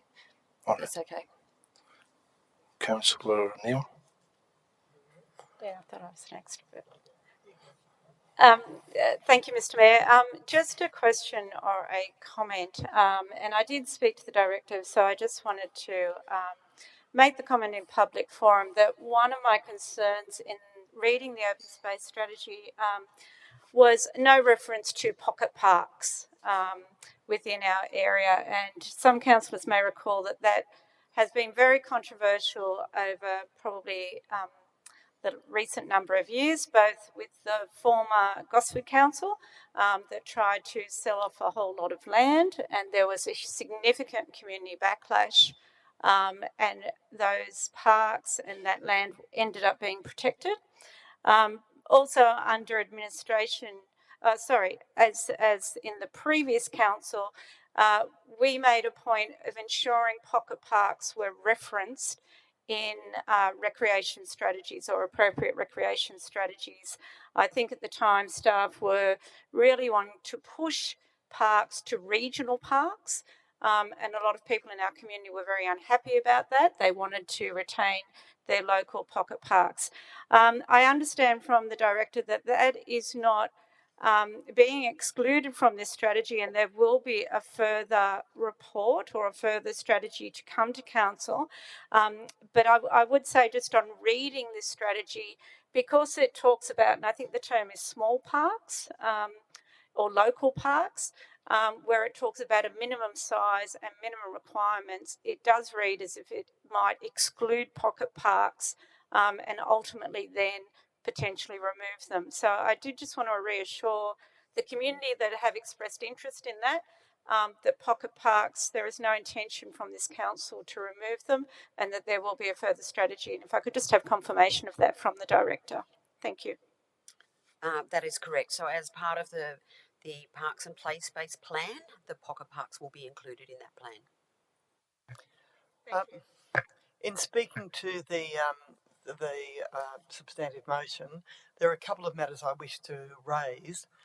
One of them is in relation to the amendment which is moved in relation to the biking. Is it on? Yeah.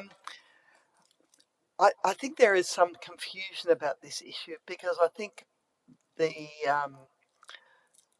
mountain bike is not generally used in what's covered by this strategy. The correspondence I've received from the mountain bike groups is that they wish to mountain bike in Cosland. There may be some confusion because it's also open space, but Cosland is not actually the open space which is the subject of this report. And there may be some confusion in that regard. In saying that, I don't have any opposition to having a report come back and a strategy in the future for mountain biking, but I think we need to be, I would like to make very clear that I would be very strongly opposed to mountain biking taking place in Cosland, even though it has confusingly the same name as this strategy has. The other issue I'd like to raise is in relation to community facilities in areas like the Peninsula, where there are not a lot of new areas opening up, where maybe further north. And I'm concerned how, even because, for example, the Peninsula, even though there is not actually a lot of new housing, there's a lot of densification, if that's the correct word, happening. So there's a higher population, but no new spaces opening up.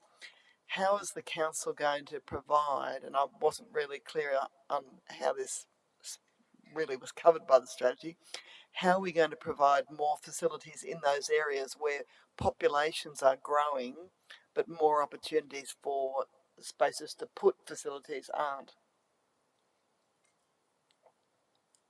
Through the Mayor, I might let Mr Sharrar respond to that question. Through you, Mr Mayor.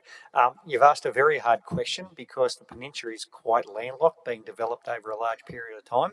What we have been doing at the peninsula is actually trying to use the space there better. As you've seen, there's been a fair bit of work. Peninsula Recreation Precinct just been open. A lot of new parks and play spaces, the sports facility buildings. I think we're up to 5 or 6 have been renewed on the peninsula over the last few years. So while we know we don't have more green space there, we're trying to actually activate the green space that is there better. The strategy was to, and it'll go to Councillor Smith's question too, it wasn't to go get rid of smaller spaces, it was to try to give us the power to make the decisions moving into the future to get more appropriate spaces. Like when we're talking, I think there's 22 pocket parks under 1,000 square metres. That's about the size of, I don't know, two reasonable blocks of land. And when you're looking for green space, that's not a lot for kids to play. It means you're right next to the road, you're right next to people's houses.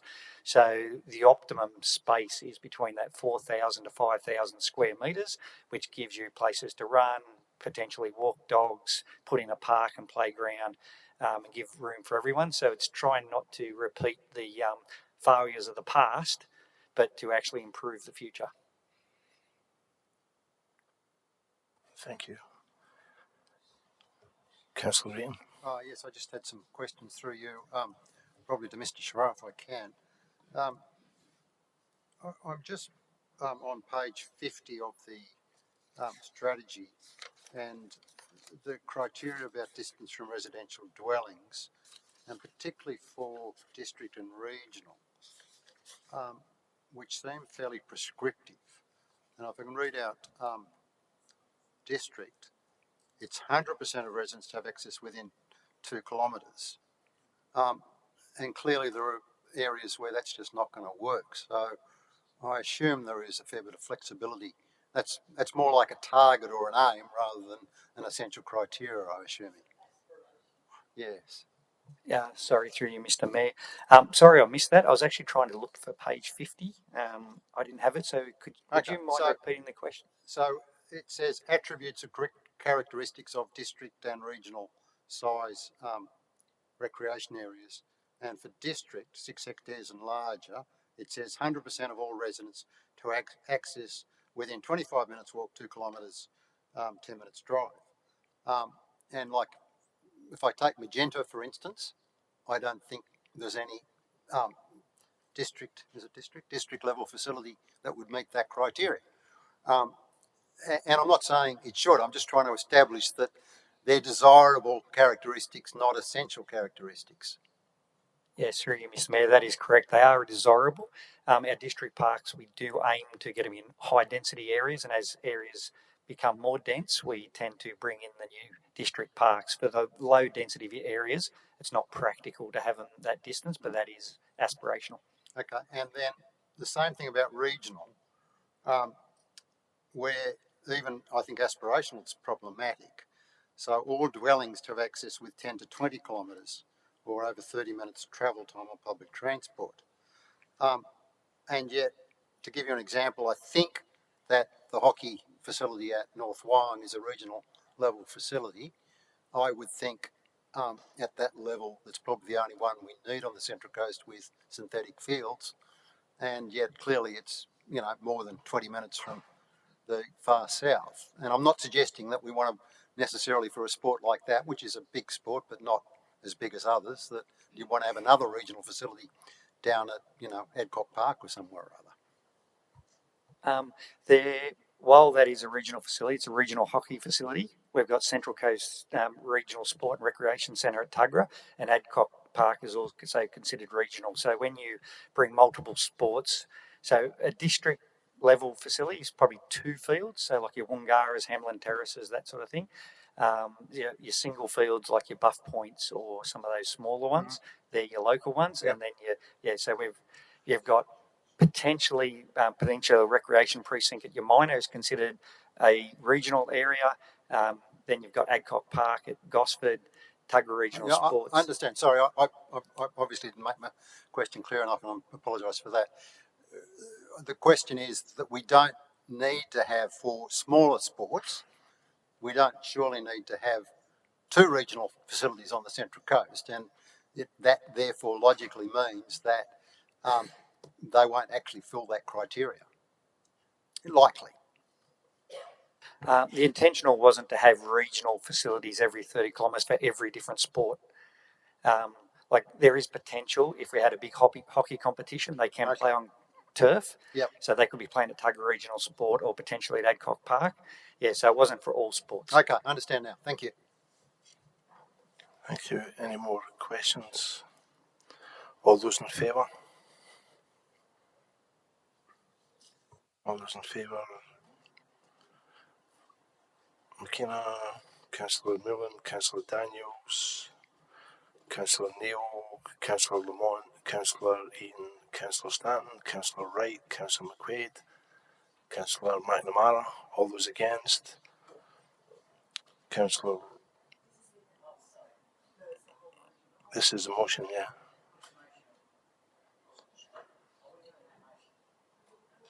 Yeah, it was the motion. Unless they want to vote for. You vote if you're. Yes. So, again, all those in favour? Councillor McKenna, Councillor Millen, Councillor Daniels, Councillor Castles, Councillor Crowley, Councillor Walls, Councillor Neal, Councillor Smith, Councillor Lamont, Councillor Eaton, Councillor Stanton, Councillor Wright, Councillor McQuaid, Councillor McNamara. All those against? And Councillor McGregor's abstaining from voting. Thank you.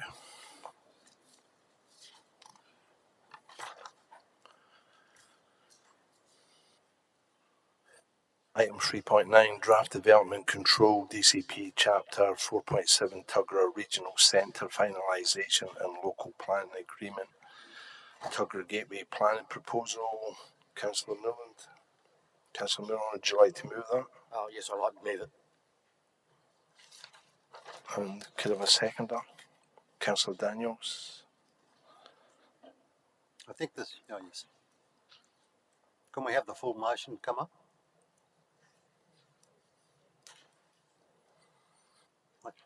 I think there was another paragraph to add to it. Yeah.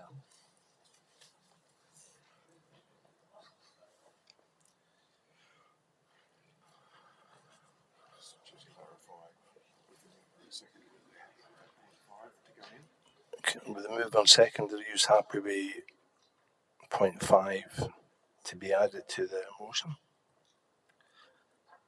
Mr. Mayor, I'll move the original motion, but can I just have a few seconds to read what else has been added?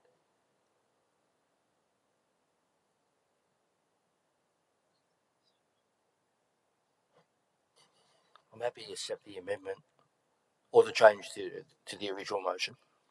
You're happy? Okay. Would you like to speak? I start this item because it's such a significant development on the Central Coast. I really just wanted to open up for the discussion. It's a very comprehensive report, and I didn't want this to go through council without due discussion and debate if necessary. Thank you. Councillor Daniels? Any Councillor Smith? Just a question. Sorry, who moved this? Did you move this? Yeah. Happy with the recommendation.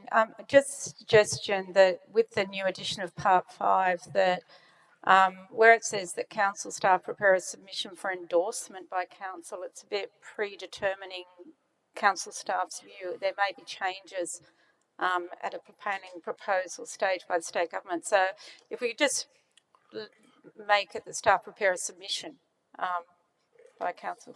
Yep, thank you. Did Civic get that? Councillor Rayton? Just a couple of questions from me through to, I assume, the Director of Planning. On page 66, there's a comment in the DCP, 4.7.2.5.2, subsection A, and I'm sure Mr. Loader knows exactly what that says. So I'll repeat it slowly. It's under the heading Materials and Building Finishes on page 66. And it says building materials should complement the predominant masonry construction of recent developments within Tuggerah Regional City. I find that somewhat problematic in that might have been the former form of construction, but I think, as Mr. Loader knows, a lot of at least residential construction now is part other materials rather than masonry, and I would have thought it might be more appropriate. I mean, it does say complement, I suppose, but to maybe just water that down a little.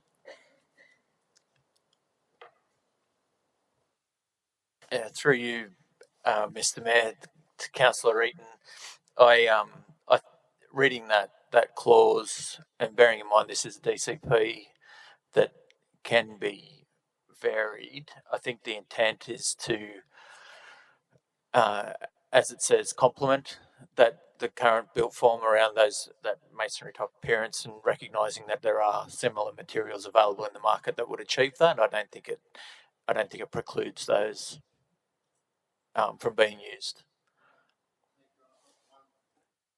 Oops, I'll get it off. One other question.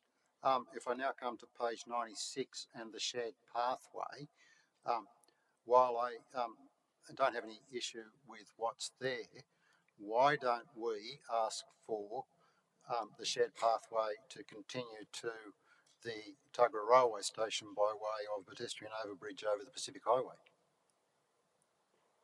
I know it's a big ask, but if we don't ask, we certainly won't get.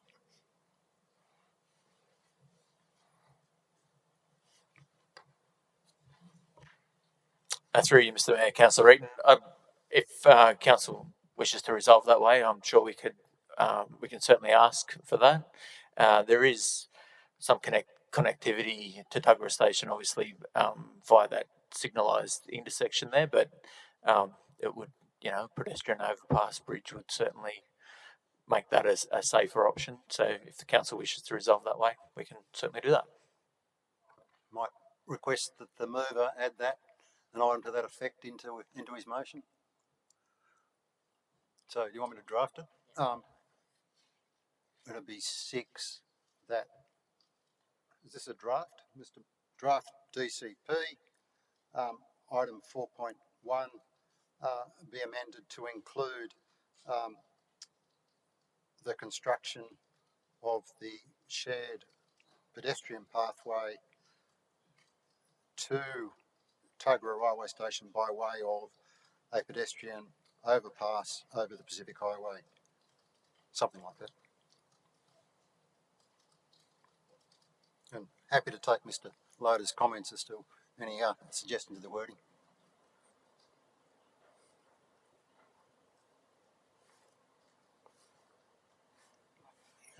Councillor Milland, you happy with that?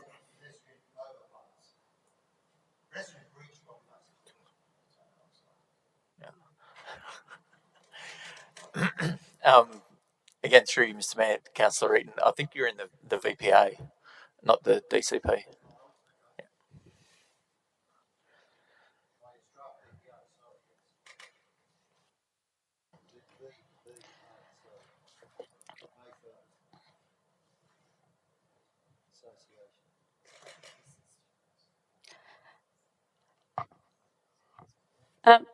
Mr. Mayor, sorry.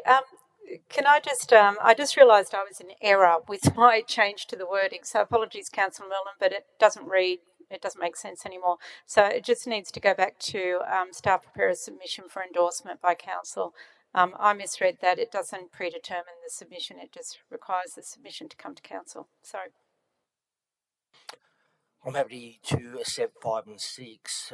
In regards to the addition of number 6, my only concern with this report was the disconnect from the rest of Tuggerah East. The pedestrian bridge could bridge that connection, and there's a lot of development that is planned on the eastern side. You have the potential expansion of the supercentre. You got playing fields, obviously. Potentially in the future, the Mariners Centre of Excellence may also expand, and having a safe pedestrian access between the development we're talking about tonight with the existing development and the Tuggerah station, I think would be a good addition. Thanks, Councillor Milland. I'll put the motion. Right, all those in favour? Councillor McKenna, Councillor Milland, Councillor Daniels, Councillor McGregor, Councillor Castles. To save that, unanimous. Thank you.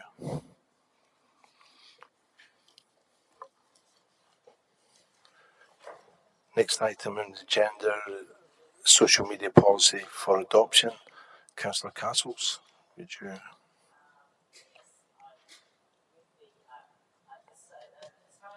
Could you put, Microphone. As far as the adoption is concerned, the one thing that I would like to, I guess, include as a, I guess, as a motion or a recommendation, but as a motion, is that the draft social media policy comes back to council after a period of 6 months as a report, a review, for us to see how well it's been working and whether there's anything that perhaps needs to be adjusted at that point in time. I'd like to move that way. Can I have a seconder? Councillor Smith.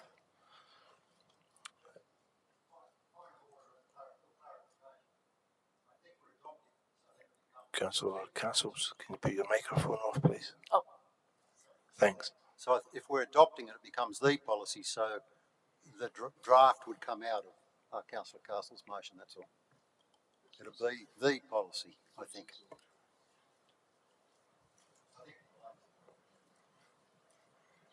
That's right. It's okay. Mr Mayor, could I also just clarify with the mover, is it that the policy needs to come back to council or a report on the policy, on the effectiveness of the policy? Sorry, a report on the effectiveness of the policy after it's been in place for a period of, I'm suggesting 6 months. Sorry, probably wasn't clear enough. Thank you. Any other discussion? All those in favour? Unanimous, thank you.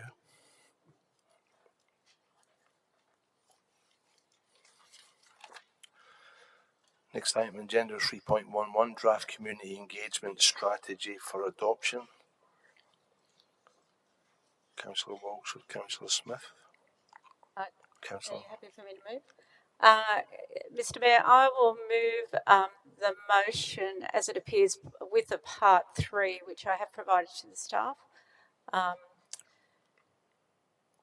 And that part 3 just requests that we ensure that some of the place-based engagement strategies occur in the first half of next year. I'm happy to talk to that if I've got a seconder. Can I have a seconder? Councillor Wright, thank you. Thank you, Mr Mayor. I will just speak briefly to this, and I will acknowledge that community engagement is a very different landscape these days and quite difficult when we don't have traditional media, newspapers, TV, and all organisations try to utilise social media and online methods. However, as we have discussed in some of the conversations that we've had with staff, there is a concern about the effectiveness of some of our community engagement approaches. And again, I'd like to commend the staff on their efforts. It's not a reflection on them personally. I can see that there's a lot of work going in to try to do community engagement, but a measure of doing engagement isn't a measure of engagement happening or that the community is better informed.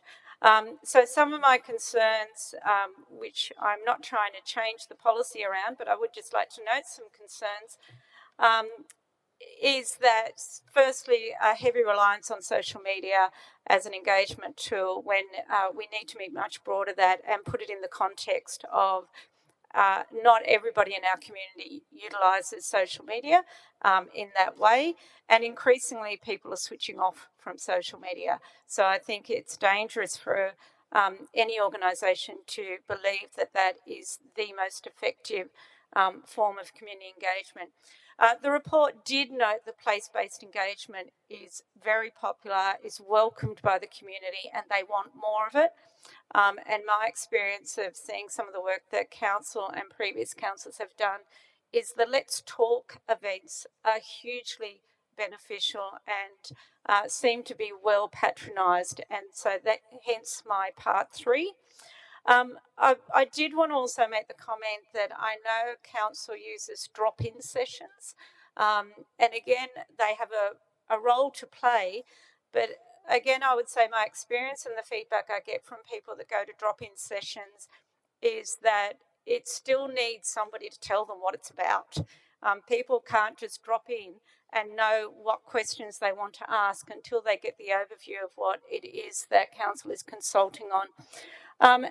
And just one further point, I note on page 34 of the strategy, it talks in the public participation plan section, it acknowledges that trying to do consultation on planning matters over Christmas is not a great idea and it's not well perceived by the community, but only talks about the period up to the 10th of January as being the difficult period. I would suggest that that time frame should be extended up until at least the 17th of January, that there be no community consultation commenced or restricted to that period. So I may seek to just add that to my motion, if I could, that that page 34 of the strategy, where it refers to extend the exhibition period beyond 10th of January, should say beyond the 17th of January, if my seconder is happy with that. Councillor Wright, I think he's visiting the bathroom.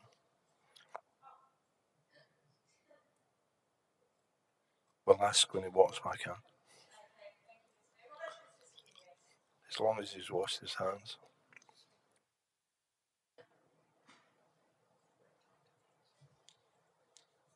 Well, we're waiting on Councillor McGregor. Just a question to the mover. Would you be amenable to postponing making a decision on this until the next council meeting?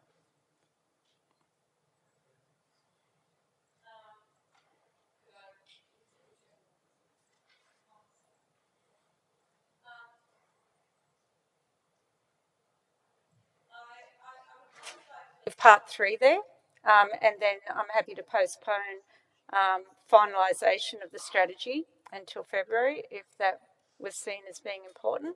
But I would like to request that the CEO, that we get on with doing some place-based consultation, in particular on those 3 items that includes those 3 important strategies that will come around in the first half of next year, being the operational plan, the local strategic planning statement, and the community strategic plan, that they be the subject of a place-based engagement in each ward.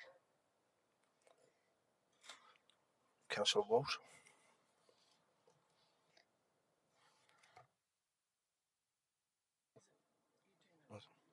Sorry, Councillor Neil. Sorry. There was just a minor matter that I wanted to clarify in relation to the report about the consultation. It's on page 58. It says that 1,900 people had an opportunity to engage at pop-up engagement activities. Does that mean they just walked through the facility, or I'm just a bit unclear on what opportunity means? I mean, I know what opportunity means, in this context. Through you, Mr. Mayor, to Councillor Neil. They were an opportunity just to talk to the community in terms of where they were at the particular time. So basically, we had outdoor movie nights, and it was just one of the activities that we had in the engagement plan, where people could come in and talk to staff around the engagement strategy that was on exhibition, and talk to staff about opportunities of ways to improve engagement at council. So they were the number of people that were participating at those movie nights. So they actually were at the movie night doing something else. How many of those 1,900 actually did engage? The staff basically took, feedback from people that attended. I'd have to go back to the report and have a look. I'm so sorry, I don't have it right in front of me. It just could be a very different number. I mean, it could be 0, but they're all enjoying the movie and decided not to talk about the engagement strategy. Yeah. I understand. So where people were given the opportunity was we were talking about the awareness of the strategy for people who wanted to engage with us over that particular activity. I can get you some results in terms of the actual numbers that were recorded, because we had over about 2,600 comments that came through for the 2 stages of consultation, but I can certainly get that detail to you. Yeah, just in relation to that 1,900, how many people did actually engage and consult? Yep. Thank you. Councillor McGregor.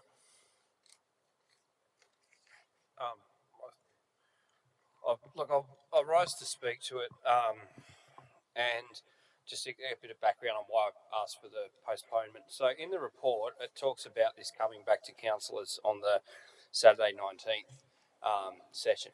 And I'm sure that a lot of you probably are trying to rack your brains now to think about how that went. That was when we all sat in this room and everyone complained about talking to a group of 6 people from this background and 6 people from that background. And there was talk about what kind of shape the CSP should have. Now, community engagement is one of the most important things, if not the most important thing, that any council does.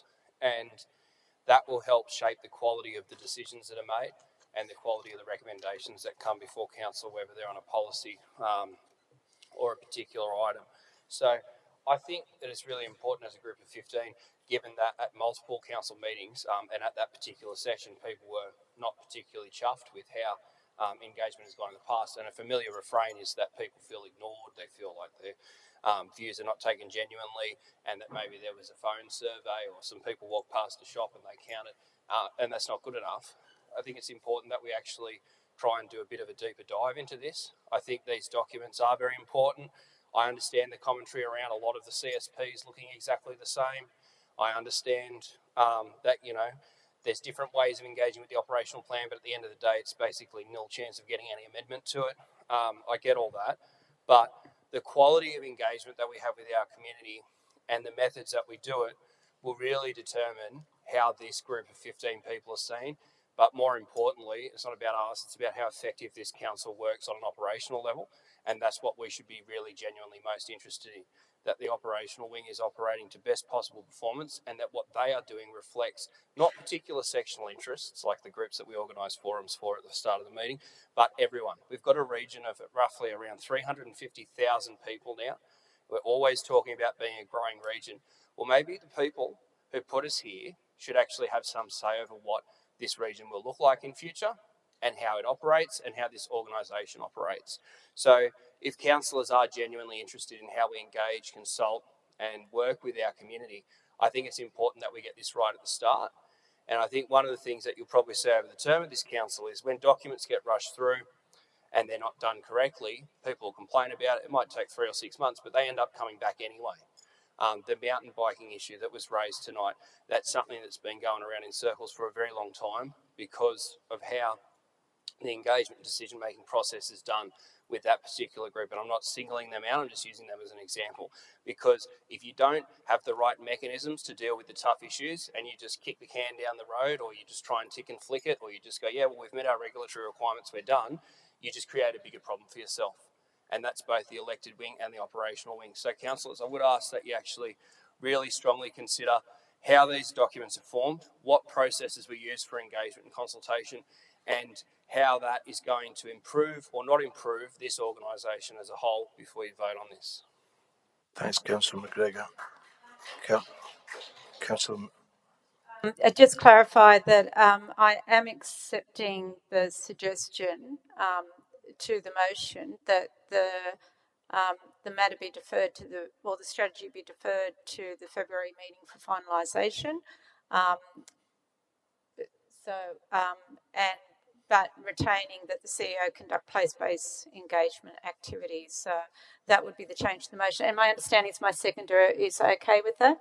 Yep. Thank you. My original question, Mr. Mayor, was to Councillor McGregor, just why the reason for the delay. But I think a lot of people, a lot of councillors around the table tonight have expressed concerns about the engagement, and I know I raised about the engagement with young people here on the Central Coast as well. My only issue with what we've laid on the table at the moment is what do we do between now and the next meeting or the February date? Are we going to have another workshop? What's the mechanism to get a better engagement outcome from our staff? So.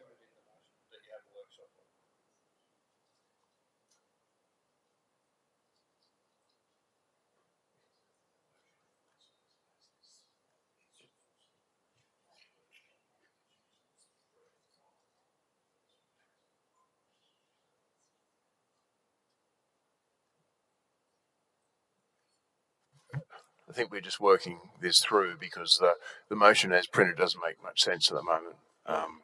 It needs bits taken out of it if it's going to have that new part 3 in there.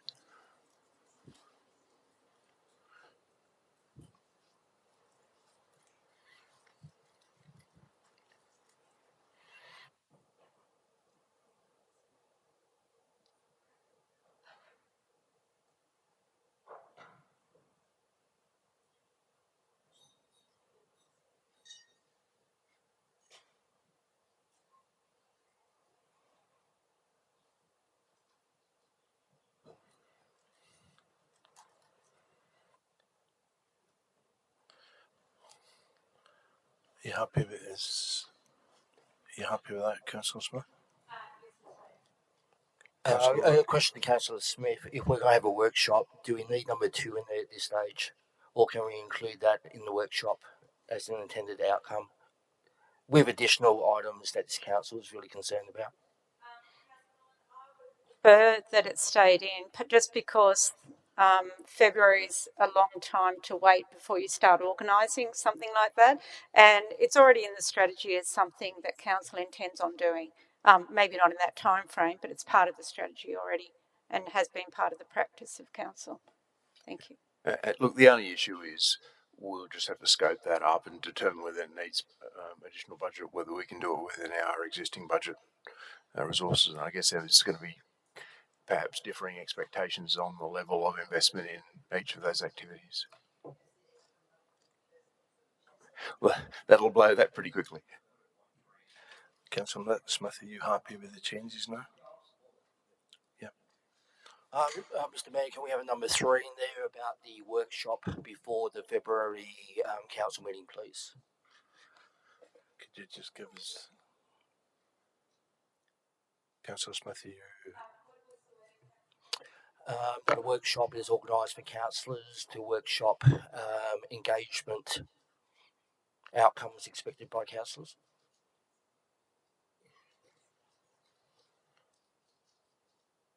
I'm happy for some wordsmithing, Councillor Smith. Workshop the engagement strategy. Yep. That a council workshop be organised prior to the February meeting to further consider or okay, that a workshop be organised for councillors to workshop the strategy? No. Is that where you want to go with it?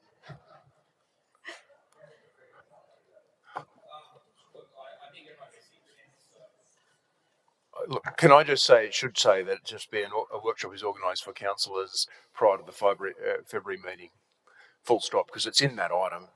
Yeah. I'm happy with that, Mr. CEO. So, a workshop is organised for councillors prior to the February meeting, full stop. Yeah. Well, no more speakers, all those in favour? Unanimous. Thank you. Just let you know, Councillor McNamara has been asked to go to see a doctor at the moment, and he'll be offline for 10-15 minutes. When he notified us he was going offline, council staff have got the time he's exited the meeting, but he'll be coming back in.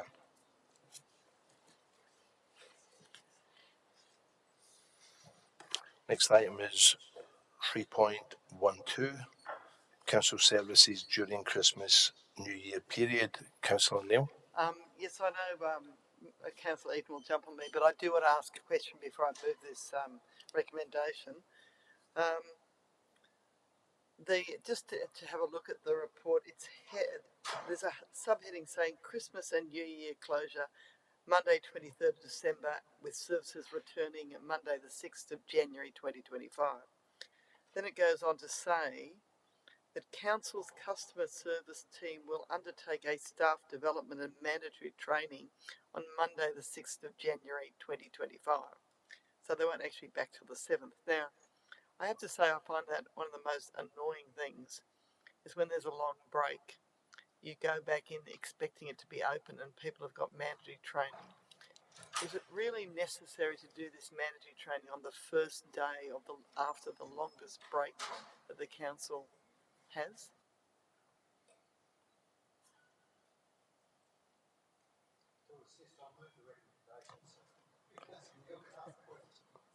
Oh, yeah, can I have a seconder for the motion? Councillor Wright, thank you. Well, is it necessary? I just think it's people have been, there's some problem, they've been hanging out, they rush in, well not maybe walk in normally, and there's no one there having expected someone. Do we have to do this training on that first day? Can't it be any other day? So through the Mayor to Councillor Neil, the training's already been scheduled, so it's already locked in for the 6th of January 2025. But does it have to be? We can look at it for future years, but unfortunately it's already locked in for this coming year. But what do you mean by locked in? You just tell the staff, isn't it? The training's booked and the staff have been advised that they'll be attending the training. Okay. If I might just comment, it's a little bit like a pupil-free day. Exactly. We tried to determine the time that would have the least impact on the community. While it is, it has been a long break. Essentially, we get very, very low foot traffic at that time of year, and so we identified that would be the least disruptive, rather than doing it perhaps in a higher volume, more business-like period of the year. That was the reason. So maybe I just express the view that rather than the first day, if you're going to do it during a period that's less traffic, maybe do it on the Friday of that week rather than the first day. It just is, people who do have a problem and have had a problem for a while will be unable to resolve it because of that training day. I accept that it's been booked in, but I might move and amend that in future, the training day not be on the first day of the return to work. You prepared to accept that amendment, Councillor Eaton?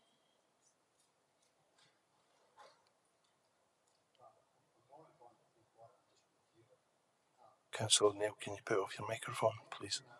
Prior to it being decided next year. I mean, I accept the staff's comment that they think that's the best day, and if the statistics show that's the best day, I'm prepared to, go with it. But I just think it's a bit hard off the cuff to say don't do it on that day. I'm happy to review it though. Yeah, review it in September or something, or October, something like that, a few months before. Yeah, I'm happy with that.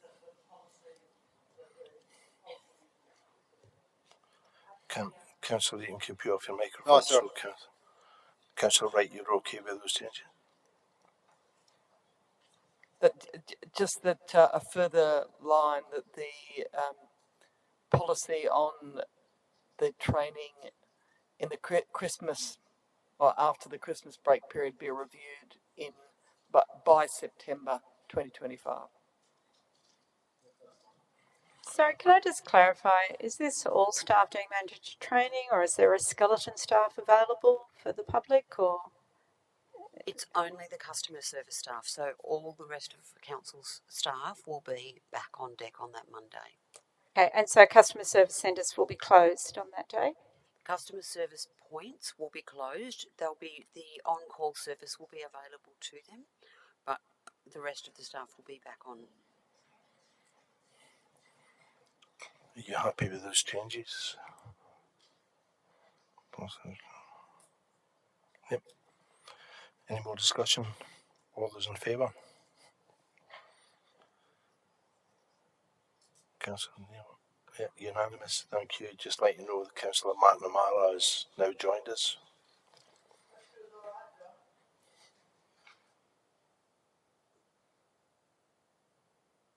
Next item on agenda is 3.13. In conjunction with 5.2.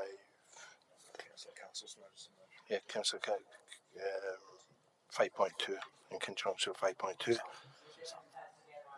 Yes, doing them both together. Yeah. Councillor Daniels. I'd like to move a motion. I think the wording has been given to staff.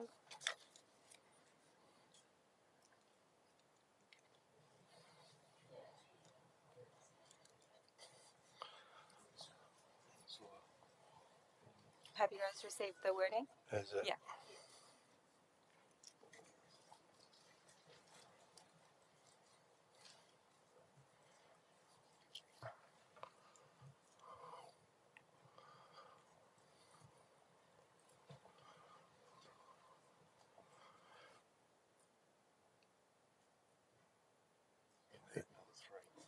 Right, are you happy with the words? Yep. Can I have a seconder? Councillor McQuaid. Would you like to discuss? So we've put through, we're trying to keep it fair to give, we're naming 3 that we would like to put forward and leaving 3 open, and just that we'd like for this panel to be put together, a committee to review it. Councillor McQuaid, would you like to speak? No? Any names come forward? We've got three nominations. Mr. Mayor, I just have a question of the mover initially. And it really is a why question. This matter was championed by Councillor Castles and myself, and my experience is that there's a bit of professional courtesy to allow Councillor Castles to then take the lead on this. And I'm just wondering if there's a particular reason why Councillor Daniels has sought to take the jump on this. Councillor Daniels?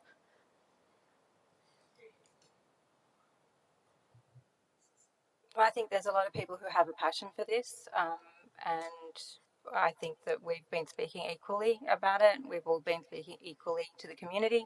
I don't think any of us particularly have priority. I just believe that Councillor McQuaid would do a very good job as being chair.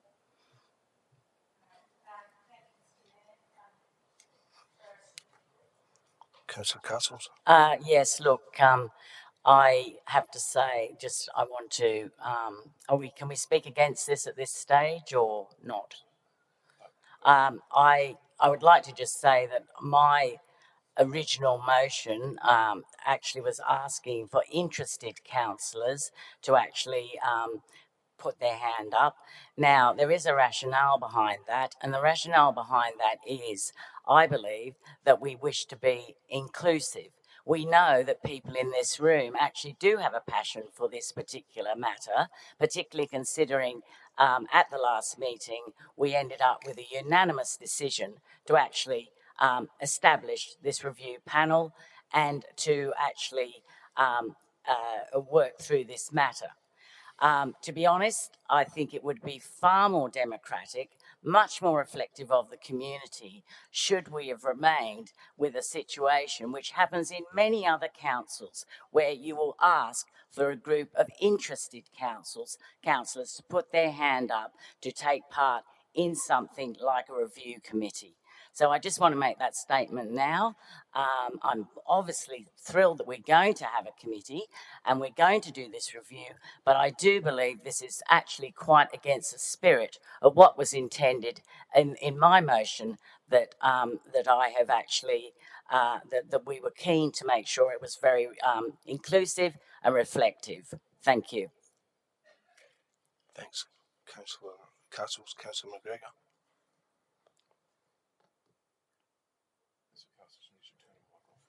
Councillor Castles, can you turn off your microphone, sorry, please? Thanks.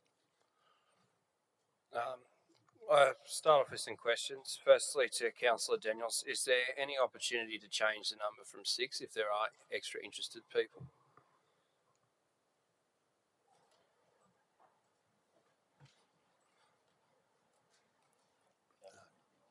Oh, sorry, I don't know. Thank you. I just felt that 6 was probably a good number, given that there is not much time between now and when a decision may need to be made, and we need to make sure as many people can make these meetings as possible. I note that there was 3 meetings requested between now and was it February or March, which is not much time, and I understand that a lot of people do work full time and don't have that time to come along to these meetings. So I thought 6 is probably a good number, and it gives a good balance of viewpoints from all places, all teams. Councillor Ryan. I just wanted to say that I assisted Councillor Daniels in the motion, and in fact, if the motion passes, there is a motion arising in terms of appointing the other 3 people to the committee as an appropriate way, I thought, of dealing with the matter, which might clarify how it could be dealt with. And I do support the motion, and I note that as it stands, there are 2 Liberal, 1 Independent, and the opportunity obviously is there for 2 Labor representatives and 1 Independent representative if the council is of a like mind. Councillor McGregor. A further question. Question to all the councillors who are participating in this meeting. At the last meeting, several people indicated that they wanted to be on the panel. So just by a show of hands, if those people that had indicated interest previously, could they please raise their hand?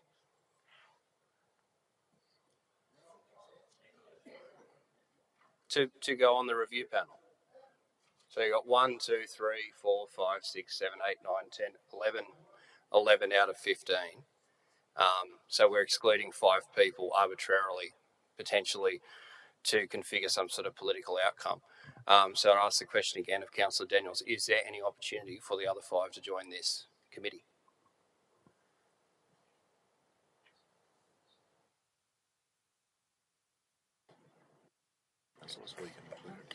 Councillor Daniels. Oh, thank you. I noted that the show of hands there, it was majority Labor, so I do believe that the 6 keeps it fair.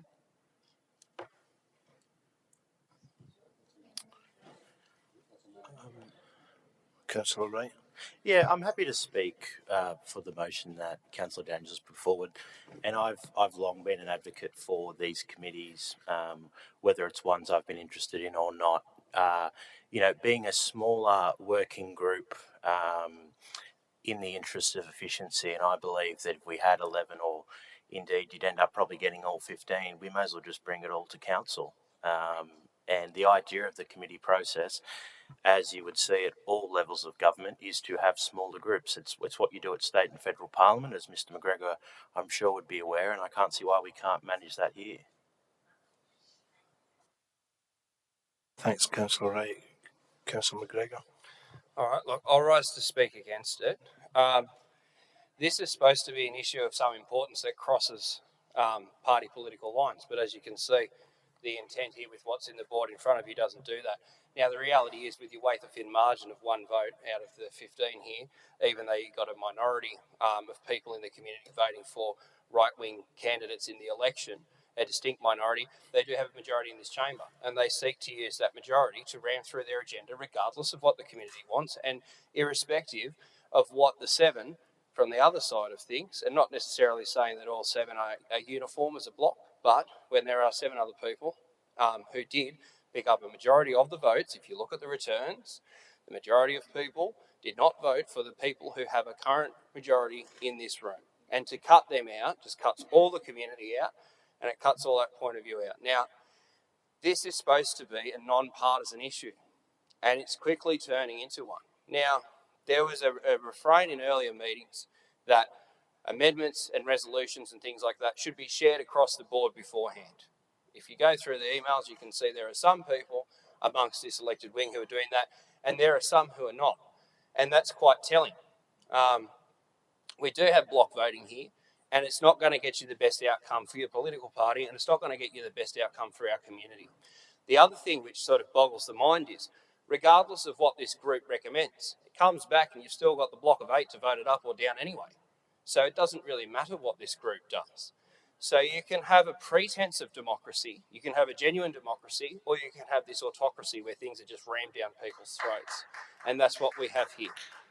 So it's really quite disappointing that we can't even pretend that we have any interest in listening to other people in this group, apart from the fact that if the numbers match up with who's sitting in this chamber in the different blocks that they're sitting in, then they're relevant, otherwise they're not relevant. I would think that there's a whole lot of areas of expertise that, irrespective of what political grouping you belong to, people can bring to this.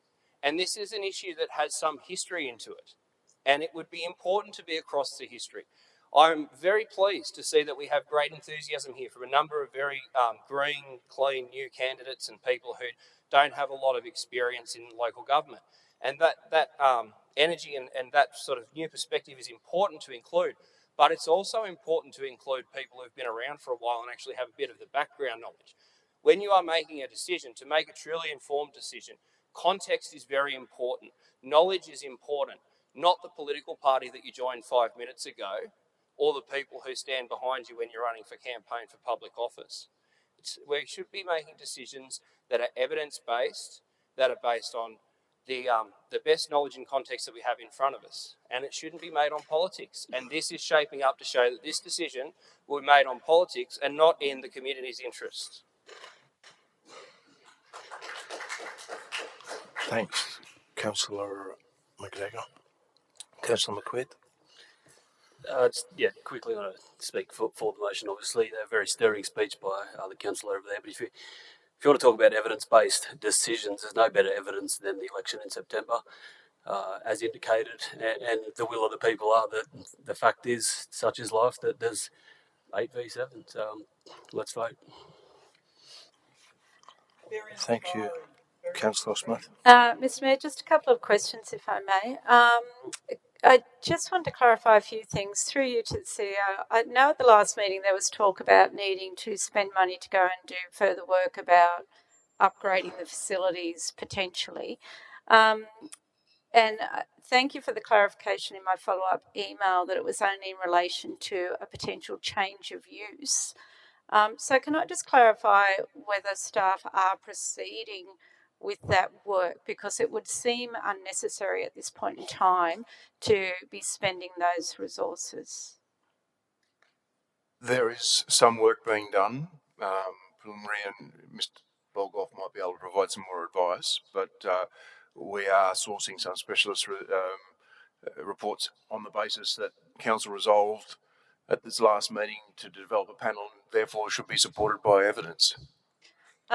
So just in further clarification on that, when the reference to change of use, I assume that's in the planning definition of change of use, and when I had a look at the zoning being RE1, it seemed that it would be quite a stretch to think that there was such a dramatic change of use that it wouldn't come under the existing zoning or the existing use of the building. Is there?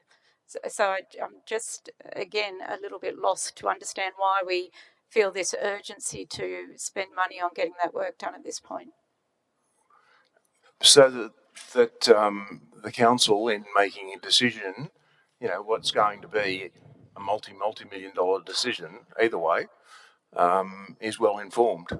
And so the council will, and clearly, assuming we have a resolution already on foot that says there should be a review panel, there'll need to be work that identifies is able to inform the committee in a whole range of issues. There's again, the previous resolution of council identified a range of heads of consideration, so that stood, and so we have been getting some work done. And Mr. Volgov, I haven't been party to it. Mr. Volgov might be able to provide us more advice. Thank you, Mr. Farmer. Through the Mayor to Councillor Smith. To enable the group to be able to make the appropriate decisions, there is some minimum work that needs to be done by a professional organisation that has the expertise over a number of different disciplines, as identified in the previous notice of motion and in the terms of reference for the committee.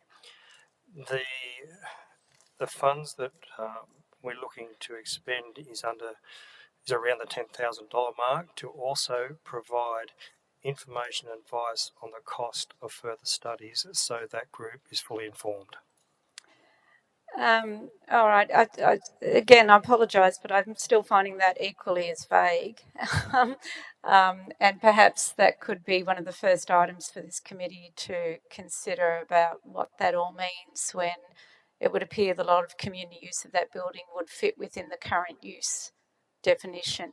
But I will leave that point there. Can I just also ask that whether it needs to be part of a motion or not, that the meetings take place at the library, at the existing Gosford Library of this review committee? Yeah, thank you. I might just ask a further question that might clarify the issues raised by Councillor Smith. I think the question was whether it was a change of usage in that it required a DA to go from a library to a community facility which was used for meetings. I think that was... Libraries have meetings. I know, that's what I'm just asking.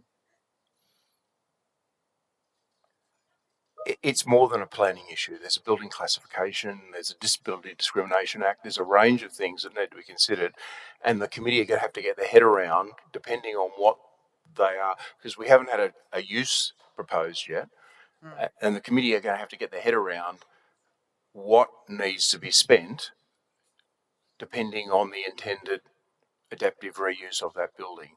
And so what we're seeking to do is provide some advice, expert advice, to be able to say to the committee, if you want to use it as a office building, this is what you would require to do. If you want it to be used as a community space, this is what is required. If it needs to be used as a commercial undertaking, this is what the work that needs to be done. There's a whole range of pieces. If you're going to maintain that building and maintain the public safety in the park, or enhance the public safety in the park, what potential changes would you need to do to the building to improve the public safety of the park in terms of improving natural surveillance? So that this is not a simple issue, and if the committee is going to discharge its duties responsibly, it needs to be well informed to be able to get its head across all those issues.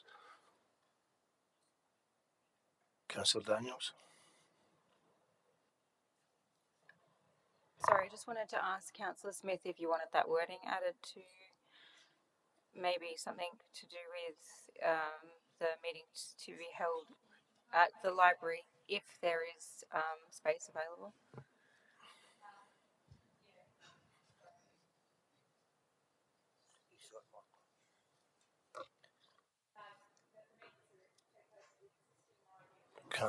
Councillor Castles, Councillor Smith. Yeah, I mean, surely there's space available. It's a library. It might need to be after hours, after closing There's time. no meeting room. There's no meeting room in the library. But it could be after closing hours. What time does the library close? Yeah. Yeah. Thank you. Councillor Daniels? Councillor Castles? Just a quick, I guess, comment in regards to expertise, people with expertise coming, informing the panel, being involved with providing information. I think one of the things that, regardless of what happens here, it's really important that members of the panel also may have some suggestions about who that there may be who has that sort of expertise. And I just give one example. It's come to my notice that the company who actually originally built the library actually still operates very effectively and is an expert in matters around heritage, adaptive reuse of buildings, and various other things. I mean, this is just one example. So I'd like to think that it will not just be completely if you like, a great suggestions, no doubt, and directed by those with expertise that the staff believe would be helpful, but there would also be opportunities for others to actually also inform this group and to have those important conversations.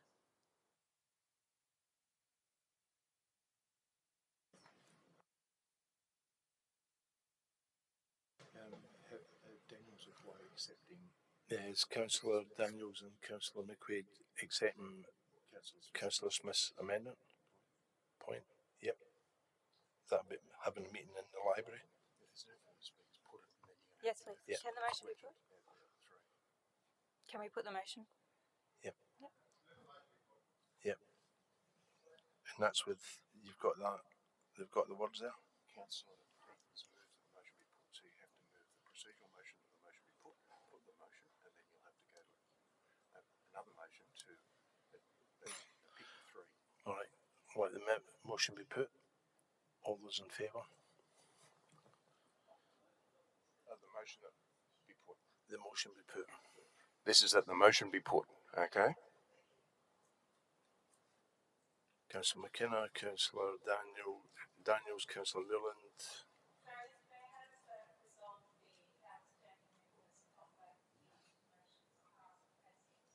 I have an arising motion. I have an arising motion next.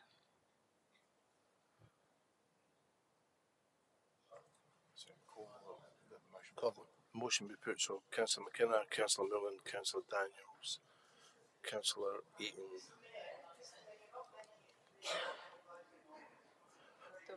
The wording then. No, he's already done that. It's up to that. It is actually up to that now. Sorry for the motion that's on the screen at the moment. The council appoints 6 councillors, including Councillor McQuaid as chair, Daniels and Stanton to review panel. The council adopts the attachments in terms of reference. The meetings of the review panel take place at the existing library building if there is space available. And what we're voting on is procedural motion. So what we're moving, what you're being asked to vote on right now is that the motion be put. Okay, that stops the debate, and then we'll then put this motion, and then there will be another arising motion to select the other 3 councillors. Does that make sense?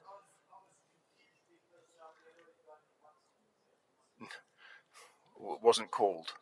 Okay. So you're going to move that the motion be put and we're going to count. Motion be put and count. McKenna, Mullen, Councillor Daniels, Councillor Smith, Councillor Lamont, Councillor Eaton, Councillor Stanton, Councillor Wright, Councillor McQuaid. Against? Councillor McNamara. Oh, Councillor McNamara, sorry, John. Against Councillor McGregor, Councillor Castles, Councillor Crowley and Councillor Walsh, Councillor Neal. No. That motion's carried. Now you move the motion. Now we move the motion. This is for the councillors now. Yeah, no. This motion here is that. Yeah. Now vote for the motion on the screen now. All those in favour? No. The motion be put. You can't do anything now.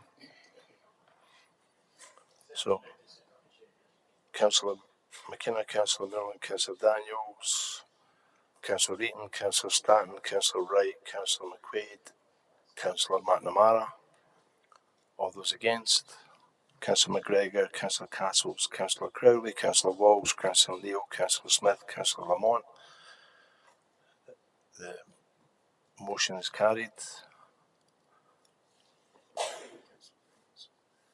Councillor Daniels. I'd like to move a motion arising to fill the extra spots for the 3 on the panel, please.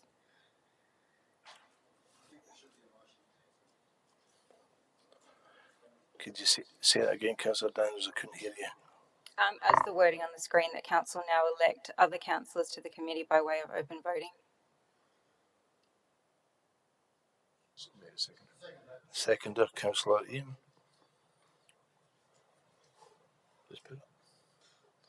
All those in favour? Councillor McKenna, Councillor Millen, Councillor Daniels, Councillor Eaton, Councillor Stanton, Councillor Wright, Councillor McQuaid, Councillor McNamara. All those against? Councillor McGregor, Councillor Castles, Councillor Crowley, Councillor Walsh, Councillor Neal, Councillor Smith, Councillor Lamont. Motion carried.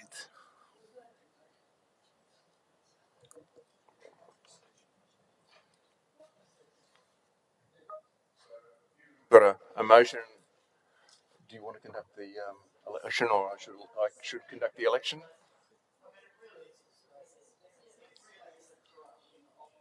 Could I have any nominations for the panel from the councillors who are not already included on the panel? Councillor Smith, Councillor McGregor, Councillor Castles.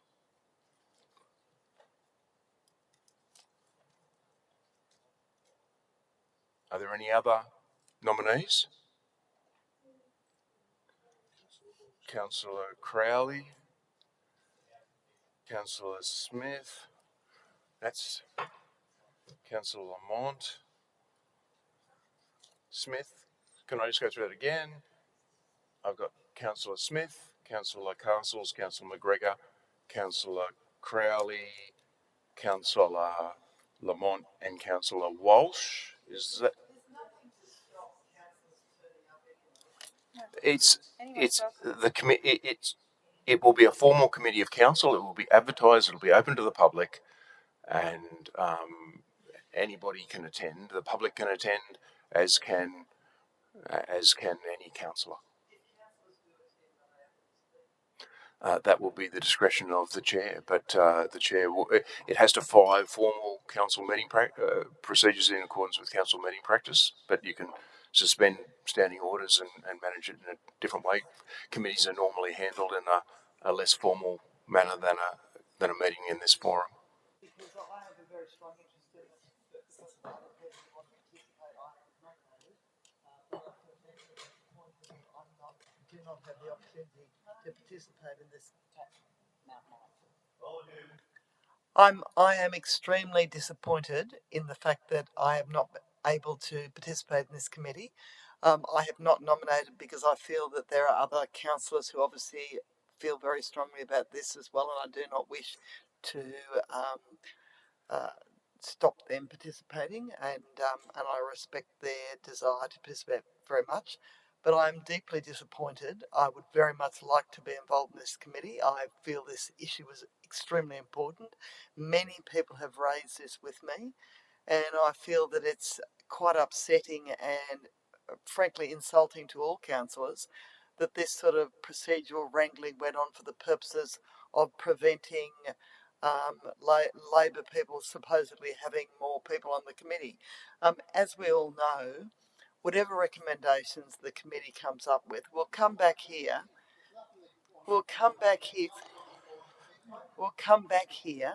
and the council will make decisions. So there's no reason except pettiness to prevent us participating. Thanks, Councillor Neal. Thank you. Councillor Lamont, can you put? Just a question. We're just doing an election here. I'm just going to say I just wanted to remove my name the same reason as Councillor Neal. So at this stage I have Councillor Smith, Councillor Castles, Councillor McGregor, Councillor Crawley and Councillor Walsh. Is that correct? Councillor Walsh is out? Yes, I'd like to speak and remove my name from it. If ever there was an issue that I thought we were actually going to work together on council as councillors, given the vote at our last meeting, I'm shocked and dismayed and really object to the way this has been handled. And I'll remove my name because I don't have any faith that there is going to be a true working together on this matter. Thanks, Councillor Walsh. So at this stage, sorry, Councillor Crowley just has a light on. Councillor Crowley. Oh, Councillor Coulson. Oh. Councillor Castle. Yes, I know you want to talk. Sorry. Yes, look, I'm going to leave my name on here. I am absolutely disgusted with this behaviour. It's been appalling.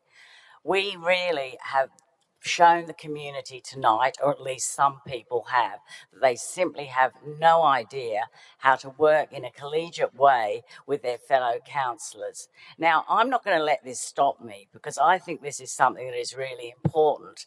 I'm not going to withdraw. I'm going to stay on this committee, and I will be doing my best to ensure that we get more people coming as experts to our committee, that we have a proper community consultation phase, and we actually treat our community with respect rather than with disdain, which is what has been shown to us tonight. It's been shown to us as councillors. It's been shown to us as council staff. It's been shown to us for the community, and frankly, it's appalling. Thanks, Councillor Castles.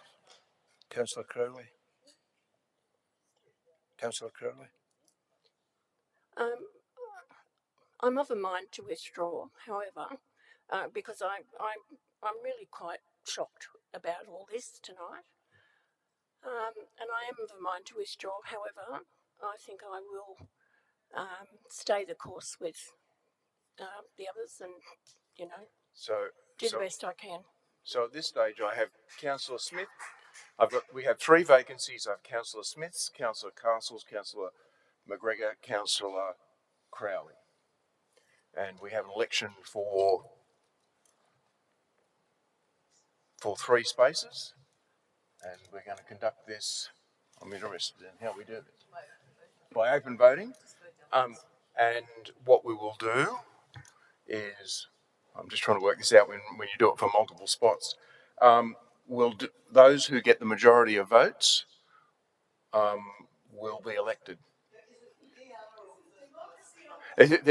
By open voting can't be proportional representation.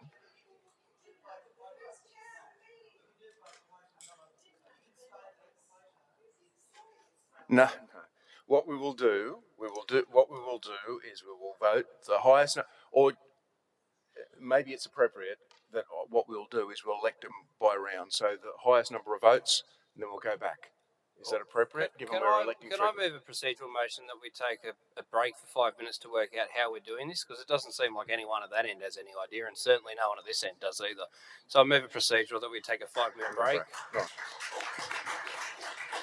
Okay, a 5-minute break. It's the position, because it's 3 spots, I'm not done.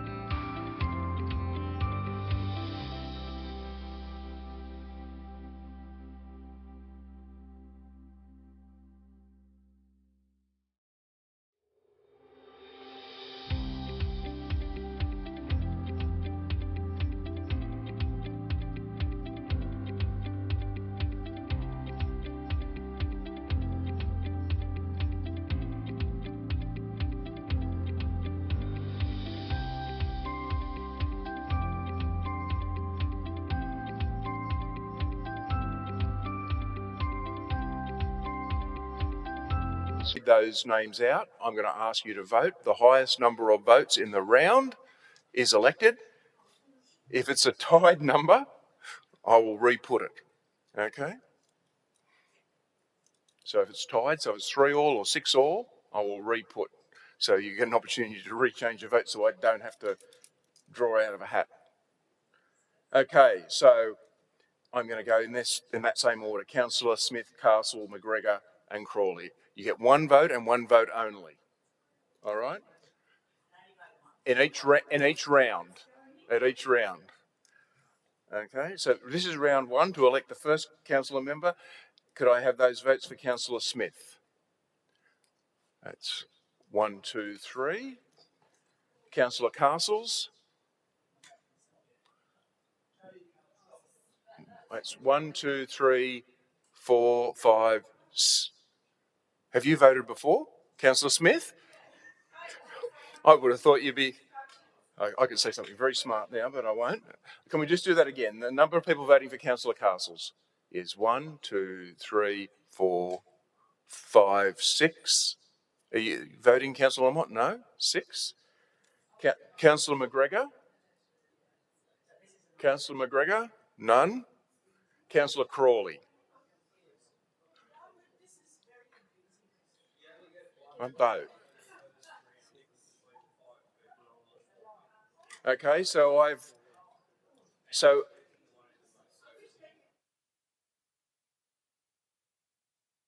received, there's only been 9 votes cast, but in the absence of anything else, I'm going to declare Councillor Castles elected.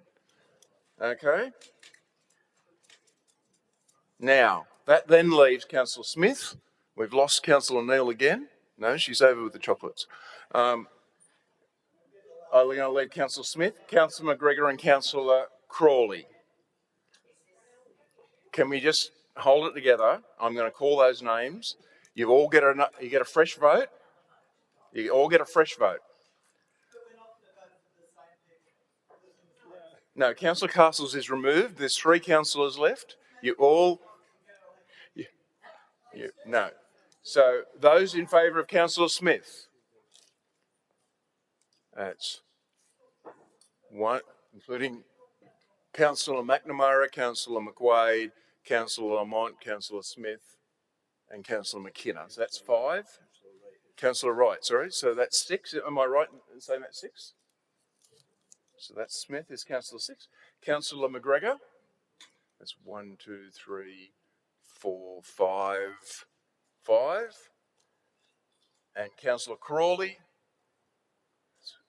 That's 1, 2. 2. So Councillor Smith is elected to that committee. That then leaves Councillor McGregor and Councillor Crawley for the final spot on the committee. Those in favour of Councillor McGregor? It's 1, 2, 3, 4, 5, 6, 7, 8. 8. And Councillor Crawley can't win. Okay, so that elects Councillor Councillor McGregor. So I now declare Councillor Castles, Councillor Smith, Councillor McGregor elected. Okay? To join the other 3 councillors on the committee. You move on to the next item. Next item. Item 4.1, rescission motion, entry into aviation services lease for a helicopter hub over part of Central Coast Airport, Warnervale. Councillor Castles. Yes, I would like to move a rescission motion. The rescission motion relates to the motion or the resolution that was carried at the council meeting of the 26th of November 2024, which is on the screen here, which authorised the Chief Executive Officer as a matter of urgency to negotiate, finalise and execute an aviation services lease for a helicopter hub over part of Central Coast Airport at Warnervale, with parties represented by Nighthawks Aviation, ABN 1563 408 568. I request the Chief Executive Officer to provide a further report to Council in the event that a suitable lease cannot be finalised for any reason. and at least 15 days prior to the Chief Executive Officer executing any lease, he provide a copy of such lease to Council and a summary due diligence report. So this is what I'm moving, and should the decision motion be carried, further notice is given that I will move the following motion. Seconder, please. Councillor Smith. Smith. Sorry, I do need a seconder. I wasn't quite sure of the process. Apologies. Right, Councillor Smith, seconder. Yep.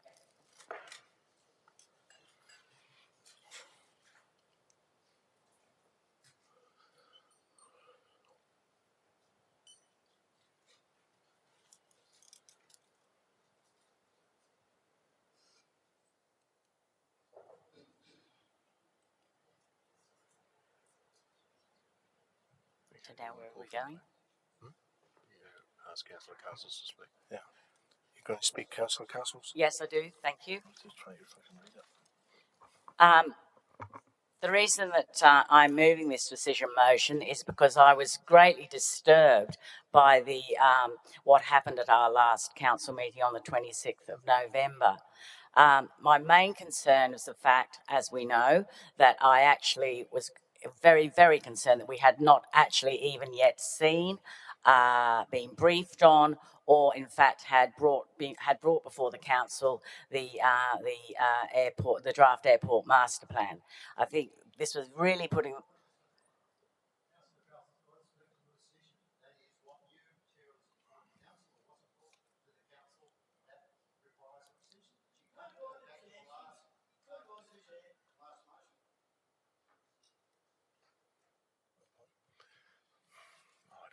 Let it go. Just keep this. Thanks. Yeah. Can you speak? Yeah. Speak, Councillor. Continue. Thank you very much, Mr. Mayor. Much appreciated. So my rescission relates to the fact that I believe that we made, as a council, a wrong decision at that meeting. A wrong decision in the interests of the Central Coast. A wrong decision in the interests of transparency, doing business properly, and actually doing what we were elected to do. A wrong decision in the fact that we were given very little notice at all that we were even going to be asked to make this decision, and the urgency of it, to me, actually beggared belief, considering we had no time to really consider it. This is what my rescission motion is about. It is because it was a bad decision, the wrong decision, and it needs to seriously be considered and rescinded so that we can actually make a sensible decision, and a decision that is actually reflective of the sorts of things that we should be doing, acting as professionals in this space. Thank you. Thanks, Councillor Castles. Councillor Lamont.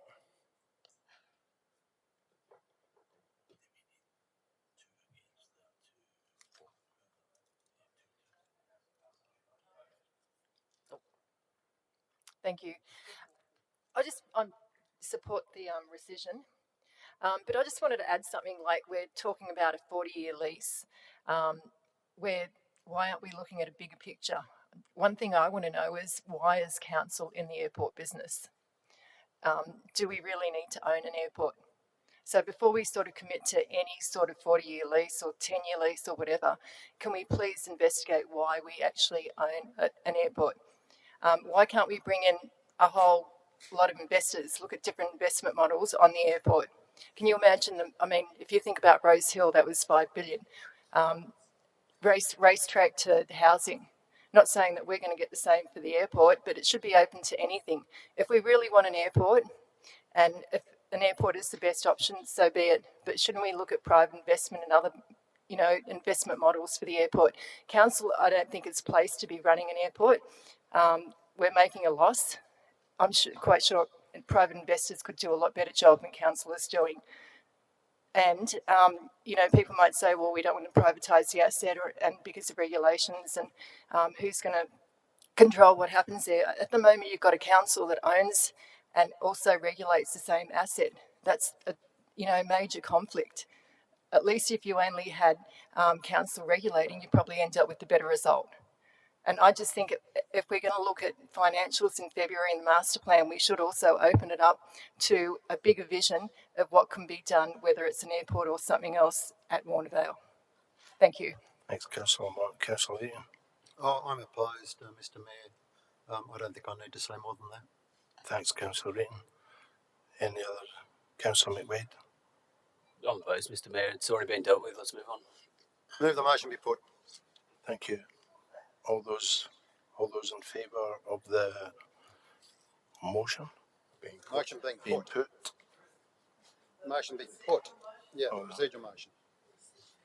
It's a procedural motion. The motion be put.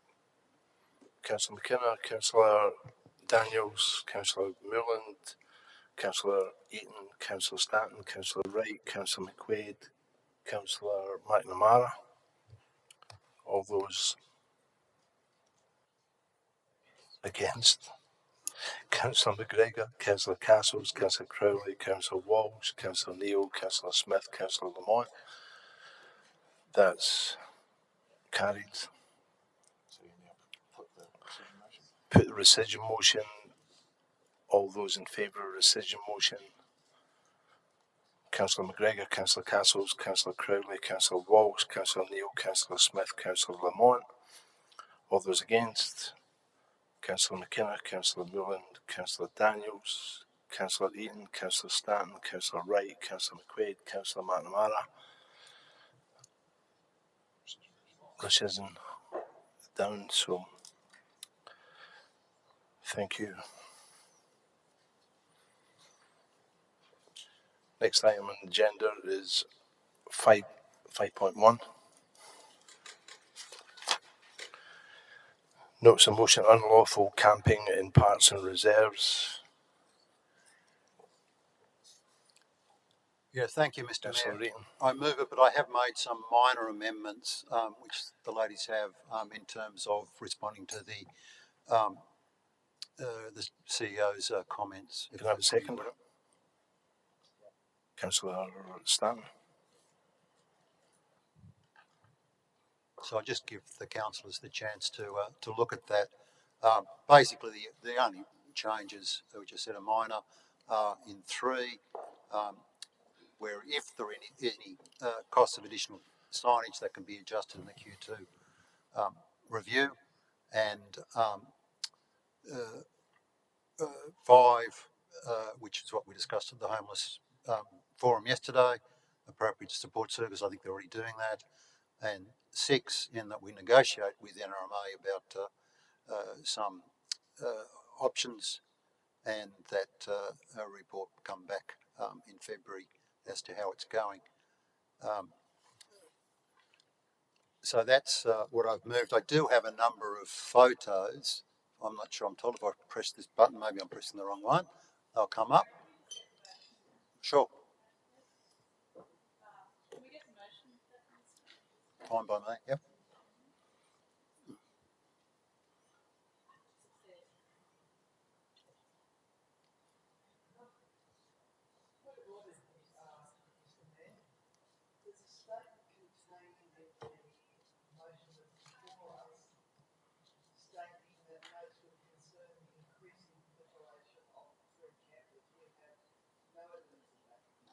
I'll vote against it.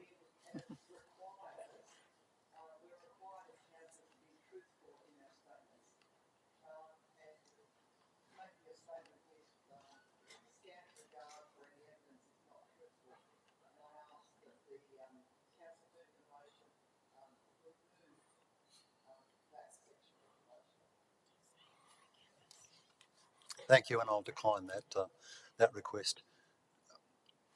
So, Councillor Smith, yeah. Yep. Sure. So, if A pointer, sorry.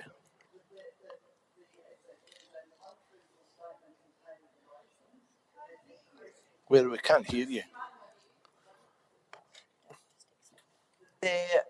There's a statement contained in the motion as a preliminary which states that there's an increasing proliferation of free campers in council reserved and car parks. There is absolutely no evidence of that.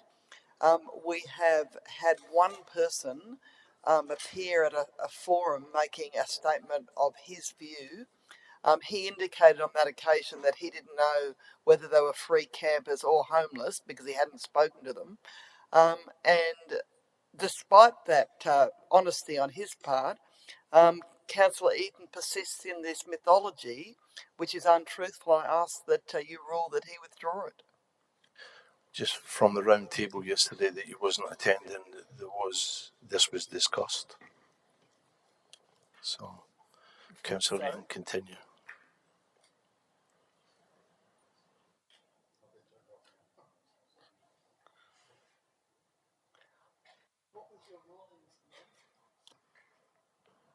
Mr. Eaton, continue.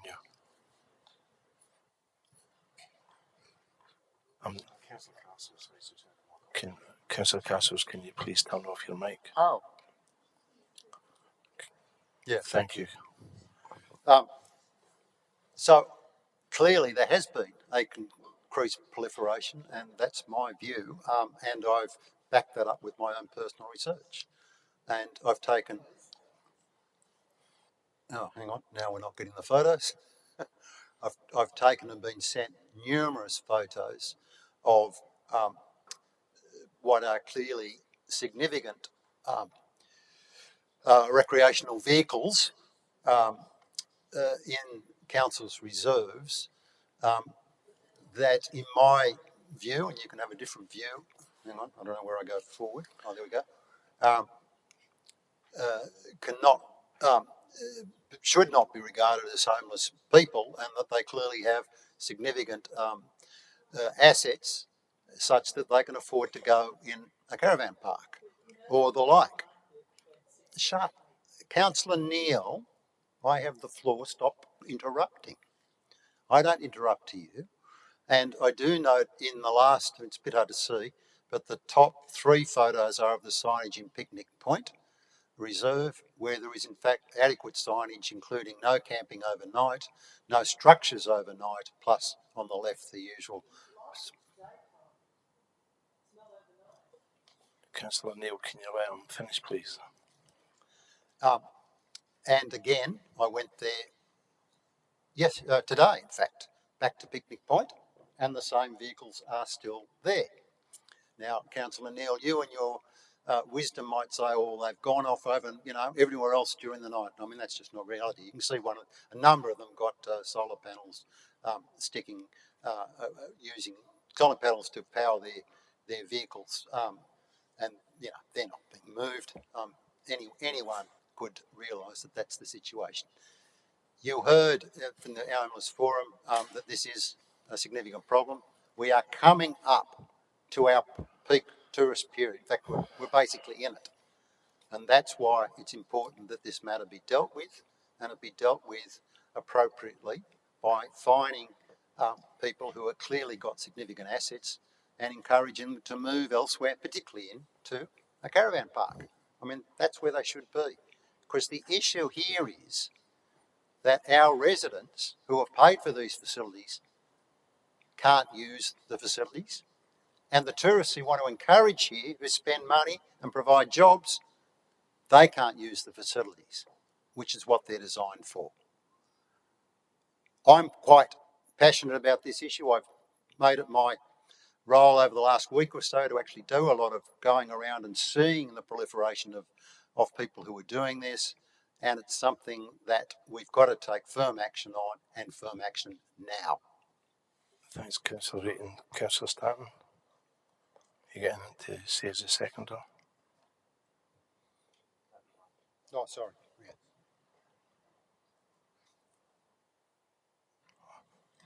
Sorry, Councillor Castles. That's okay. Look, I'm just wondering whether it's possible, because I notice in this particular motion there are issues around this term genuine homelessness. I find this highly disturbing. Yesterday, and I was at the round table that quite a few of us attended, and certainly we were given very clear information by Director Smith regarding definitions of homelessness and what this actually entails, and that it isn't just one size fits all. So I do think this idea of genuine homelessness is highly disturbing, and I would be really interested, perhaps through, if it's appropriate tonight to do this, through you, Mr. Mayor, to CEO Farmer, to actually perhaps just briefly outline what is considered a person is considered when a person is considered to be homeless or at risk of homelessness. Mr. Smith?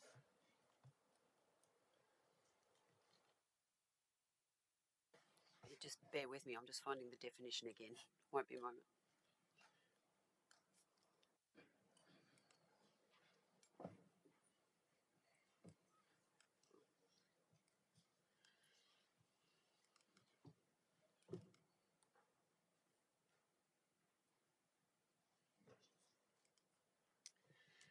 So the definition that the Australian Bureau of Statistics uses is when a person does not have suitable accommodation alternatives, they are considered homeless if their current living arrangements are in a dwelling that is inadequate or has no tenure, or their initial tenure is short and not extendable, or does not allow them to have control of and access to space and social relations.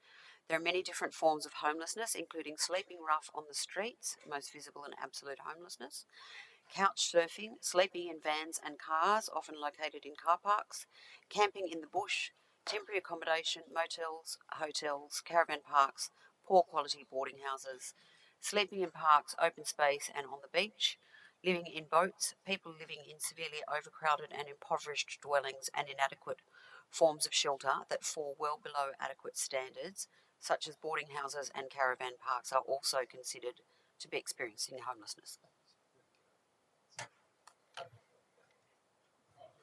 Thanks. Councillor Mott.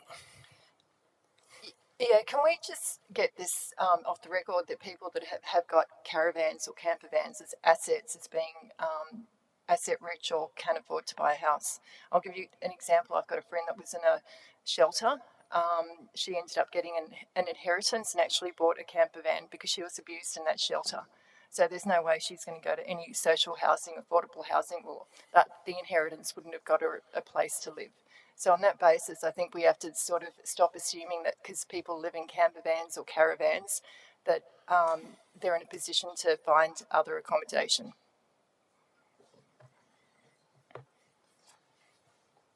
Thanks. Councillor Walsh. Yes, I'll speak against this. I find it, sorry, is my time starting at 3 minutes? Thank you. Yesterday's meeting, which I commend Director Smith for organising that meeting. Clearly, a way to go with what we can in how council can help address homelessness. But at no time in that meeting did Councillor Eaton provide any evidence around the proliferation, and I would suggest that these photos also provide no evidence of proliferation of free campers or homelessness. We spoke yesterday about homelessness being invisible and visible, and it seems to me that Councillor Eaton is very uncomfortable with the visible side of homelessness. If in fact the people who are parking or camping where he's referring to are in fact homeless, I'm not sure if you've actually spoken to any of the people who are residing or staying or camping or whatever they're doing. The idea that the people who are camping or using mobile vans are somehow asset rich is just offensive. Some of the photos, having just recently purchased a very second-hand van myself, some of the vans in those photos would not be worth more than $3,000, $4,000, $5,000 at the absolute most. So, and we know that, as Councillor Lamont has pointed out, that many who are homeless who use vans to reside on the side of the road or in, hopefully in safe car parking areas, and that is something that I would be more concerned about, is people's safety. And the police spoke about that yesterday as well, that I would contend that Councillor Eaton's issue is actually misplaced, and that maybe what would be great to hear him talk about is how he can actually commit to supporting council and assisting council in addressing homelessness here on the coast, rather than get concerned about somebody's real estate, which I referred to yesterday after listening to you, Councillor Eaton, as real estate envy in terms of mobile homes. Like, it's really pretty offensive. So I would like to have that clarified. Is his motion about illegal camping, or is his motion about homelessness? Thanks, Councillor Walsh. Councillor Stanton. Thank you, Mr. Mayor. I will be speaking for this motion, and I say this gently, having also attended yesterday's talk on homelessness. I think the issue here is just about legality. It's about the location of these camper vans, and this motion does talk to genuine homelessness and facilitation of their relocation to other safe places. But I think the issue here is specifically about the usability of these parks and recreation services, and in being fair to the other members of the community as well, in being able to access them. And as a councillor for the entrance ward, which is where a dominant amount of this issue is, I think it's very important that I talk to this, because I need to be fair to all members, and that includes people who are genuinely homeless, to tourists, to residents, ratepayers, and everybody in between. And really, this motion is just talking about putting up signage and relocating motorhomes that are not there legally, and that's why I will support this motion. Thanks, Councillor Stanton. Councillor Crowley.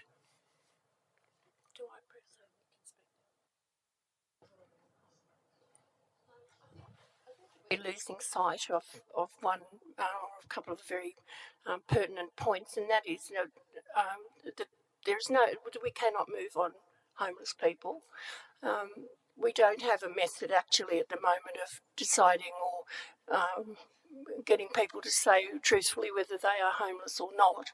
I don't think we actually have the right to interfere with people and ask them whether they're homeless or not, truthfully. I think I would find it very difficult to believe that people would choose to live in a caravan in a parking area if they had a house they could go to, or a home they could go to, or a van park even.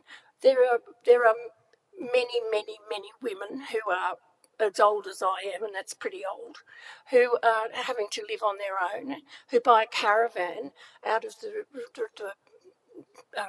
property settlement that they get when their husbands run off with someone, and that's all they've got. So, who are we to go and knock on their caravan door and tell them that they can't stay there?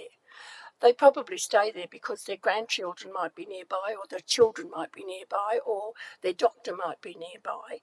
But it's not our business. The other thing is that the police will not move them on. I spoke to the two police yesterday afternoon after the round table, and I asked them what their feeling was about it, and they said they have the greatest sympathy for these people, and they will not move them on unless they're actually breaking the law. Now, unless we go and put signs up saying it is against the law to park here if you're homeless, there's not a lot we can do. Thank you, Mr. Mayor. Thanks, Councillor Crowley. Councillor Smith. Thank you, Mr. Mayor. So I'm struggling with this quite a bit. Certainly there's a lot of judgment statements being made, which I just can't see what the basis for some of those judgments have been. Putting that aside, I do recognise that for some residents there is a high level of inconvenience if people are parking there for long periods of time. I don't know that this is the right response, though. It seems to be a cosmetic response in time for Christmas, which is a little bit unfortunate. And look, I would welcome a motion that was a little bit more strategic, a little bit more gentle and sympathetic towards some of the real social issues that we may be tapping into here. Maybe not. Maybe there's some schoolies that are just here for a bit of a break. Who knows? I don't think we know. I do have a question, Mr. Mayor, just through you to the CEO about the cost of some of the implementation of this motion. I mean, there's signage, which has already been indicated as a cost that the CEO will make an adjustment in the Q2 review. Can I just ask about the demand on staff from this motion? So are our rangers, is it a normal part of their duties to ascertain genuine homelessness, provide referral services, negotiate with the NRMA, and what cost would council pay for that subsidised accommodation? Do we have some figures on all of that we can be aware of what we're talking about here?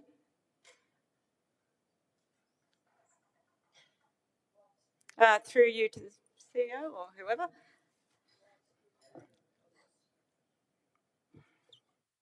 Sorry, I was just waiting for the nod.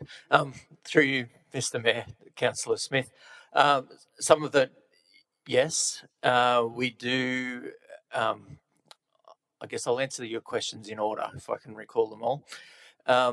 In relation to the signage, I don't have specific figures around that, but it wouldn't be a significant amount. And part of the signage response that we're already undertaking is an audit of the existing signage to determine exactly what new signage is required. So until we've done that, we won't know a figure.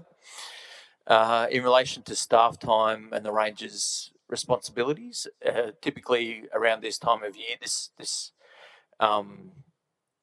the usage of some of our reserves and car parks, particularly around the entrance, historically have been problematic, and our rangers will often undertaken those enforcement activities through that time period, those peak holiday periods in that location.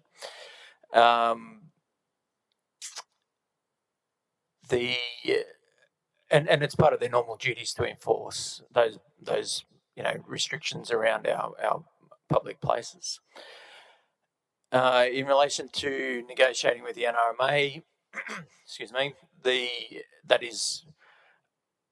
we manage the contract with NRMA to operate our holiday parks, and that negotiation with the operators is something that we could do without a great deal of cost. It's not to say that they'd agree to it, but it's certainly a conversation that we could have around that. And I think, as Councillor Crowley pointed out, that it's really up to the individual if they wanted to take up that offer anyway, and be subject to there being space. So there's a few, I guess, caveats within number 6. But I think that was all your questions?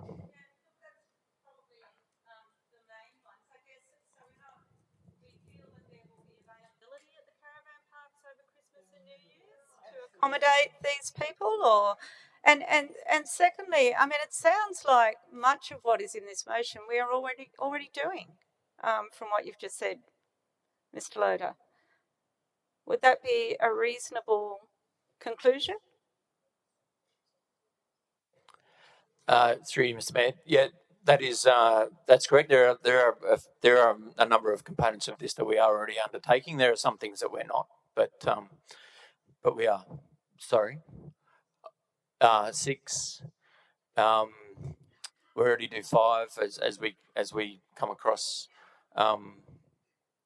people that are suffering homelessness as part of that investigation into complaints that we receive in these locations. Yeah, so.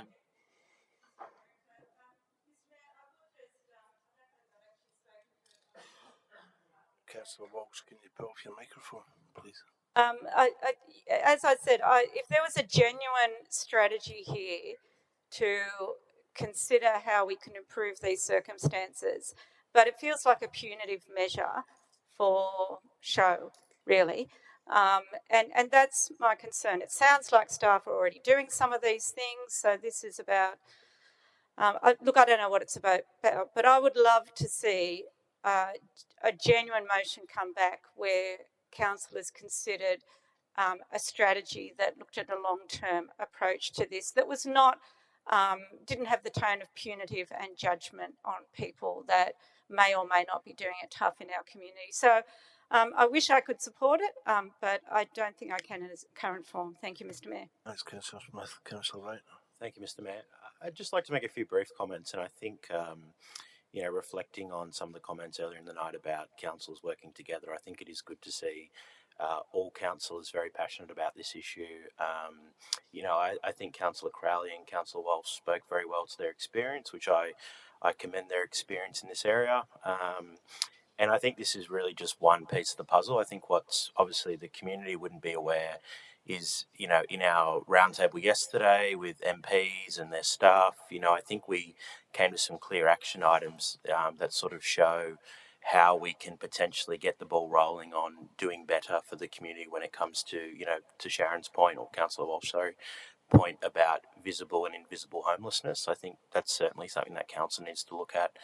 I know already from my community in the Gosford East Ward, I'm getting photos already of, plenty of camper vans, in particular McMaster's Beach and Avoca Beach.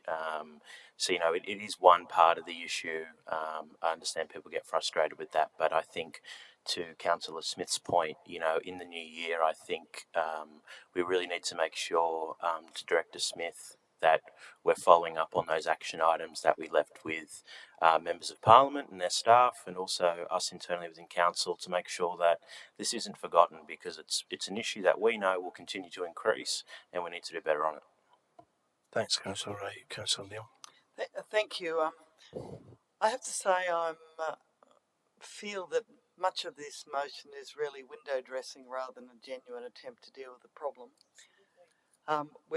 It's already been indicated by the Director that items 1 to 5 are already taking place.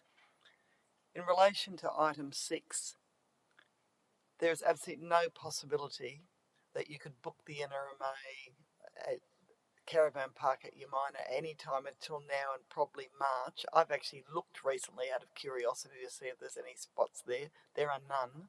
And the possibility of there actually being 2-week spots, impossible. There are also other issues involved. Sometimes people have pets with them that aren't welcome at caravan parks, so they can't go there. So this motion really isn't any sort of genuine attempt to deal with the issue. And it really seems to reinforce this view of people who do not have a permanent home as other, not like us. People to be pushed aside and treated in a way that we would not like to see our friends and family treated like.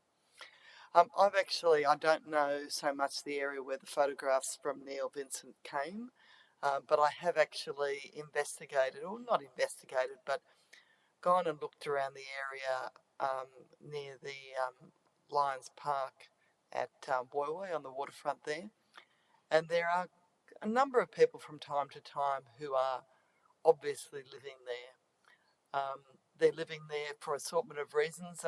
People have dual diagnosis, alcohol, psychiatric issues. I've talked to a woman with 3 children living in a car parked there. And most of them, as you'd imagine, are not doing it because they have a home somewhere. Even a caravan park, most caravan parks are well within the range of $50,000. There's no possibility of anyone being able to purchase a home anywhere in Australia virtually anymore for that sort of money, but they purchase a caravan park and they can live in a reasonable existence when they couldn't possibly live in a home on a piece of land. And that's a problem, and I am very concerned that we can turn our backs on them and say that they don't matter, and they do. The things that we need to do are structural. We do need to provide support. Trying to send people off for 2 weeks to a caravan park will not solve this problem. We need to look at some of the issues that were suggested at the round table. We need to ensure that the support services for homeless people that are provided already are funded. I was talking to the director earlier today about the HOT, which is the home of Councillor Neil, can you wind up, please? Yeah, the other facilities that are funded federally and state, and make a genuine attempt to deal with the issue of homelessness, not just punish them because they are not in a financial position to provide themselves a home. Thank you. Councillor Walsh. Yes, thank you, Mr. Mayor. Just kind of following up on Councillor Stanton's presentation too, is that around the legality and the very senior ranking police who were at the round table yesterday made it really clear to us that unless there is actual criminal behaviour that is identified, then there is no crime. And this motion does feel to me like there is kind of a roundabout way of attempting to criminalise this issue, and I obviously would really oppose that, and have already stated that I oppose the motion. But I think that legality, understanding the legality involved in this issue is really important, so that we all as councillors and council staff and the community understand that parking is not illegal. And so, and the police made that very clear to us yesterday. It may be undesirable, but certainly I also would welcome any motion, as Councillor Smith and others have articulated, any motion that can support council to further develop the sorts of responses that can assist and serve our community, rather than simply make life significantly more difficult for very possibly a group of people who already are experiencing a really difficult life. The vast majority of people who live in cars, it is literally because there is no other option. So I'm involved in something at the moment which is looking at making a privately owned car park available to women and children escaping domestic violence, and I'm on the record with that group saying that I actually oppose it philosophically, because why can't we have a system that actually provides safe escape for women and children in that place? But I will support the development of this car park for safe parking for women and kids, because there are no other options. And I'd suggest that for the people who are parking where you're uncomfortable with them parking, Councillor Eden, and anywhere else for that matter, it simply comes down to having no other choice. Thanks, Councillor Walsh. Just let you know that Councillor McNamara left the meeting a few minutes ago, but things are okay. Councillor Ryan. I'll be very brief. I know the time's getting late. This is a motion about camping in our beachside reserves. That's what it's about. And I can tell you from experience, and I've even seen it firsthand today, that if we do not do some enforcement on the people who are using it as a free caravan park, then come Christmas time, they'll be overrun. And we've seen it before. I've seen it before. Mr. Loder's seen it before. Even today, when I went and rechecked Picnic Point at the entrance, there was a new guy there with a tent and a very fancy car. He's clearly set up for the Christmas holidays. Once you get a few, they will come like a tidal wave. Now, you can vote against this, councillors, and I've given you the warning. It's up to you.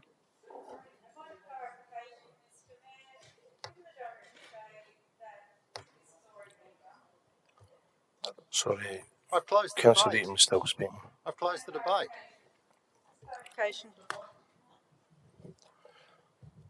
Councillor Smith. I was just seeking some clarification. I understood the director to say that much of this was already happening. All of it except 6. Sorry, was that No, it wasn't. was that a question? Yeah. Asking if all these things are happening, but you mentioned. Yeah, that is what I said. Yes. Yeah. Mr. Councillor Wright. I move that the motion be put. Yep. Yeah. All those in favour? The motion be put.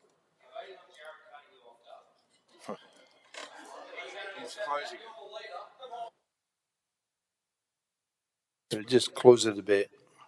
So you probably don't need to move the motion to be put. Is that correct? You're happy to withdraw that? So because Doug has closed the debate, we can just move to the motion. Move the motion to be put. All those in favour?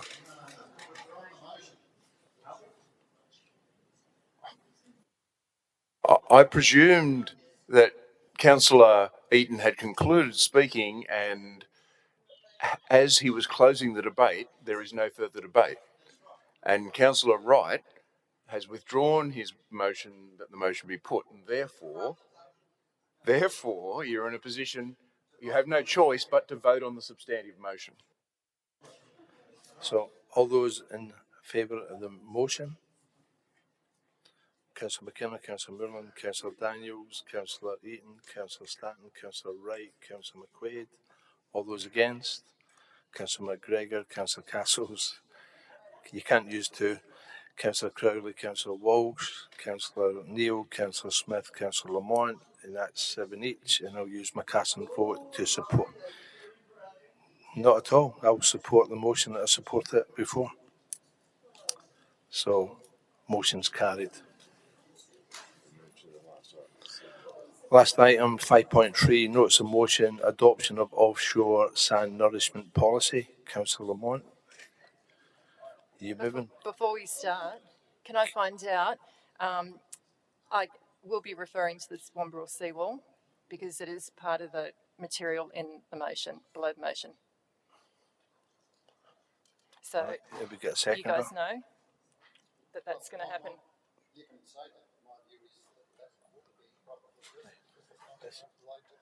Well, it is related to the motion because the CEO actually responded to it. Yeah. Sorry? Everyone else has spoken to other items other than the actual wording of motions tonight. Yep? No? Well, they have. I can tell you now they have. Yeah, it's about beach re-nourishment. So you can't restrict me from talking to other items on the business paper. I never said you couldn't. It is. I never said you couldn't. Okay, so I'm just letting these guys know that it is actually... but I was never stopping you, so you're arguing with yourself. Okay, ignore it. But have we got a seconder for the motion?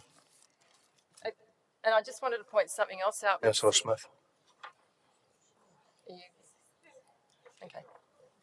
Before we start, there's something else that I'd like to also mention. There is a conflict of interest with the CEO because he has signed landowners' consents on behalf of council for the land at Wamburrel Beach that will be part of the seawall.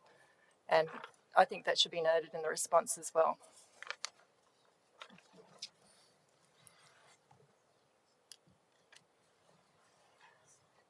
Are we fine with that? Or okay, I'll speak to the motion now. Tonight I move this motion to prioritise offshore sand nourishment as the cornerstone of our coastal management strategy. This motion reflects the overwhelming support of our community for a sustainable and environmentally friendly approach to addressing coastal erosion. One that preserves... Can you guys please keep it quiet? Is that all right? Thank you. one that preserves our beaches and benefits everyone. The CEO's response to this motion contains inaccuracies and contradictions that undermine our ability to move forward effectively. It's critical we address these issues and demonstrate leadership by adopting this motion. First, let me remind the Council that opposition to seawalls continues to break records in terms of community engagement. Nearly 3,500 residents have submitted objections, representing one of the highest levels of engagement Council has ever seen on anything. The Womberel seawall specifically is one of the most objected to single-site specific items in both 21 and 24 coastal management surveys, which form part of the coastal management program process that the CEO mentions in his response. These surveys do not point to preference. Do not point to a preference for beach armouring. Based on the overwhelming feedback from these surveys, sound nourishment should already be action in the draft CMP. It is disappointing that the insights provided by our community are being ignored by Council's decision making, and instead Council has ploughed ahead with armouring one of our most popular beaches on the coast. I must ask why we are ignoring a level of engagement that we have been unable to achieve for any other issue. The Local Government Act mandates the Council acts in good faith, engages actively with its community and considers the impact of its decisions on residents. Ignoring this unprecedented level of opposition undermines our obligations under the Act and erodes public trust. Offshore sound nourishment directly addresses the concerns raised by the community. It preserves public beach access, protects ecosystems and provides a long-term sustainable solution to coastal erosion. Council must listen to its people and act accordingly.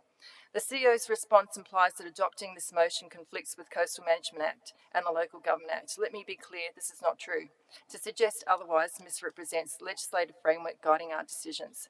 Coastal Management Act calls for adaptive sustainable approaches, and Local Government Act emphasises sustainability, prudent resource management and acting in the community's best interests. Sound nourishment aligns to both those requirements and provides a long-term solution without the destructive impacts of seawalls. The CEO's claim that sound nourishment presents financial risks is misleading. Seawalls' long-term costs far outweigh those of sound nourishment. Seawalls lead to downstream erosion, ongoing maintenance expenses and significant economic harm to tourism and property values, critical drivers of our local economy. In contrast, sound nourishment supported by our state and federal funding offers cost-effective long-term solutions that invest in the future's health of our coastline. The CEO claims that I'm asking for more because I was interrupted and... I'll give another minute. I'd like another 2 because... I'll give you another minute. And that's it? Yeah, that's it.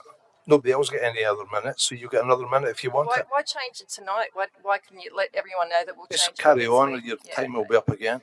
The CEO claims that point 2 of this motion is already Council's position, referring to a resolution made in October 22. The full October 22 motion has not been transparently presented in the CEO's response, nor has Rick Hart's November 22 letter, which was the Council under administration's last attempt to lobby for statewide sound nourishment. This lack of transparency undermines the credibility of the response and highlights the need for a renewed focus on community-driven governance. Let's examine the resolution closely. The resolution was adopted on the back of Council's blueprint for a Womberel seawall, which Council partnered in developing. The resolution called for a statewide sound nourishment solution not as a proactive measure, but as necessary because of the loss of beach caused by a proposed seawall. The irony is glaring. Instead of adopting sound nourishment solution for Womberel at a time when the community was already voicing its objections to seawalls, Council chose to press ahead with the seawall blueprint. This shows clear misalignment between Council's actions and the community's expectations. Adopting this motion today corrects that mistake and prioritises a solution that is both sustainable and supported by the public. If the CEO is so concerned about legal, strategic and financial policy, I'd like another minute, thank you. Sorry, can't give you another minute. Thank you. Well, what's the point of being here? That's right, what's the point of being here? Yeah. Councillor Reaton. Through to the ladies, if they could bring that up. I can read it out in the meantime. Sure. Sure, sir. Sure, Councillor Smith. Thank you, Mr. Mayor. I won't speak for very long, but I do think that the area of coastal management is changing. And I think most recently when legislation went through New South Wales Parliament, whether it was last year or the year before, that really opened up the option and the opportunity to do beach nourishment from offshore sand reserves. I understand, and in one of our sessions, staff seemed to indicate that there was some work in terms of investigating that strategy as a way of countering beach erosion and the increasing threats of beach erosion from predicted impacts of climate change. So I think this motion is timely. I think it is well supported by community opinion and community views. And I also think it is well supported by experts that have been vocal on this issue and clearly state that to continue and proceed with the wall at Wambrel Beach will mean that we lose the beach. Okay, it might not be next year, it might be 5 years, it might be 10 years, but unequivocally, the advice is that by installing a wall, and particularly the design that is currently favoured, that we will lose Wambrel Beach. That means an impact to our tourism industry, an impact to our recreational activities, and an impact to local residents and local communities. So I support this motion. I am disappointed with the dynamics in the room every time this comes up, and I would urge councillors to to genuinely look at the fact that coastal management is changing. Experts are shifting, and quite frankly, most experts probably never supported the wall. But this is worthy of consideration and worthy of support. Thank you, Mr. Mayor. Thanks, Councillor Smith. Councillor Ian. Yes, I'll move the amendment that hopefully is there. Yeah, that's it. The council note the CEO response that this matter be deferred consideration by the appropriate council standing committee. I get a second for that. Councillor Stanton, thank you. I will speak very briefly. Not at the moment, no. Well, I don't know because I'm waiting to see. I think that's coming back to the February meeting, I think. That's right. That's right, yeah. Councillor Ian, was you going to speak? Oh, I asked by my second to say just appropriate committee, so take out the standing. And I'm happy to oblige my seconder with that. I will speak briefly. I know it's nearly 10 o'clock, but I do want to just say a few words. And really, I can just read out the CEO's report, which says that the process proposed in parts 1, 3 and 4 of the motion does not meet Council's obligations under the Local Government Act or the Coastal Management Act and would expose Council to legal, financial, reputational and environment risk. Expose Council to legal, financial, reputational, environment risk. And this is the motion that you're being asked to support. So clearly, it's unsupportable, and I do take some offence for Councillor Lamont trying to knock myself and other councillors out of this discussion. And if she'd read the Code of Meeting Practice and the Code of Conduct, she'd realise that a council appointment to a committee does not have an interest because they are appointed by the council. But she's a new councillor and obviously didn't do her homework too well. If anyone does have a conflict of interest on this matter, it's clearly Councillor Lamont, who appears to be the person behind the Save Our Sounds organisation and clearly has a significant conflict, but that is a matter for herself. Please retract that. No, I finished. Thank you, Mr. Mayor. Thanks. Can you please take that back, Councillor Eaton? Which part, Mr. Mayor? About Councillor Lamont and SOS. I don't think that was the objection. Not sure what the objection was, actually. I take back if Councillor Lamont took some offence. Thank you. We're just moving on here because we've got time. I'm putting a procedural motion. Excuse me, we have to do a procedural motion by 10 o'clock to extend the meeting. So can you please sit down? Yeah, no, you've got it right. We just have to do this because we've run out of time. I'll move the procedural motion to extend the time for 15 minutes. Can I have a seconder for that? Councillor Wright, all those in favour? Unanimous, thank you. Councillor Vermont, or could you put your microphone? Councillor Wright, could you put there? Disrespectful to other councillors. Councillor Smith. Councillor Smith. Thank you. And on this occasion, it's not doing what it's meant to do. That's it. Councillor Daniels, can you put that off, please? On this occasion, he was disrespectful of Councillor Lamont. He may disagree with her, but he's not entitled to make personal dispersions about her. And not only should he withdraw, but he should be routinely cautioned by you on the number of occasions he is disrespectful. He's not entitled to do so, and you should call him to account. Thank you. Councillor Stanton. Councillor Neil, can you put your microphone off, please? Thank you, Mr. Mayor. I would like to speak for the amendment. I'd firstly like to just make a very clear statement that there is absolutely no mention in the agenda or the attachments in relation to the Wombrel seawall, and that Councillor Mont, by her actions tonight, has shown an attempt to gag the Liberal members of this council, particularly in light of her conveniently not mentioning Councillor McGregor earlier this evening, which is the very thing that she's spoken against at other meetings. Councillor Stanton, could you please?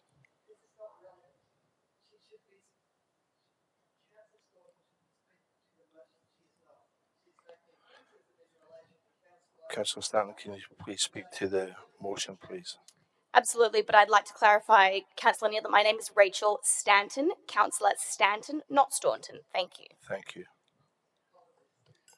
I would like to note that a Dredging and Water Management Advisory Committee I will be putting forward at the next council meeting in February. This advisory committee would have been moved today, but for the change in scheduling, and all councillors on this tonight are already aware of this committee and they have seen the terms of reference. This committee's aim will be to provide advice and recommendations where appropriate to council on all matters involving dredging on the Central Coast and the management of waterways within the local government area. In my view, to pass this motion tonight, as it stood before, would be remiss given the establishment of the committee is imminent and the issues of offshore sand nourishment can be investigated by the new committee. The committee will be looking at coastal waterways holistically, and there is likely to be crossover between the issues. For example, if dredging is a viable solution, could the extracted sand from the lake be used to sand nourish?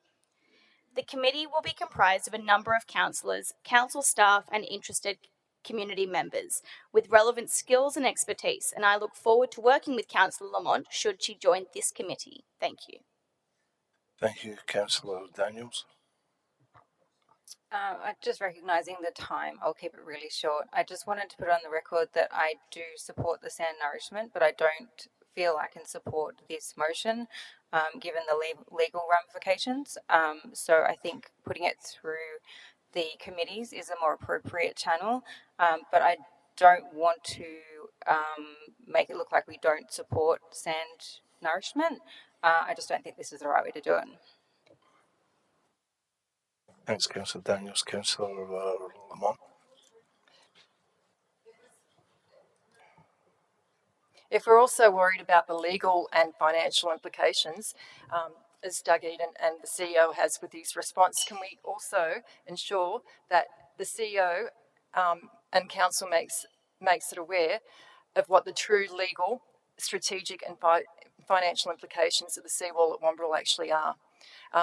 as we all know here, there's a letter of agreement that's being signed. Well, I am. Okay. Through you, Mr. Mayor, the comment that you made, Mr. Farmer, is that part of a motion regarding the engineering design requirements for Wombrel Beach seawall? It is. He's quoted a section of the motion that is part October 22. You're talking about a motion that was passed in October 22, and that is to do with an engineering design requirements for Wombrel Beach. True or not true?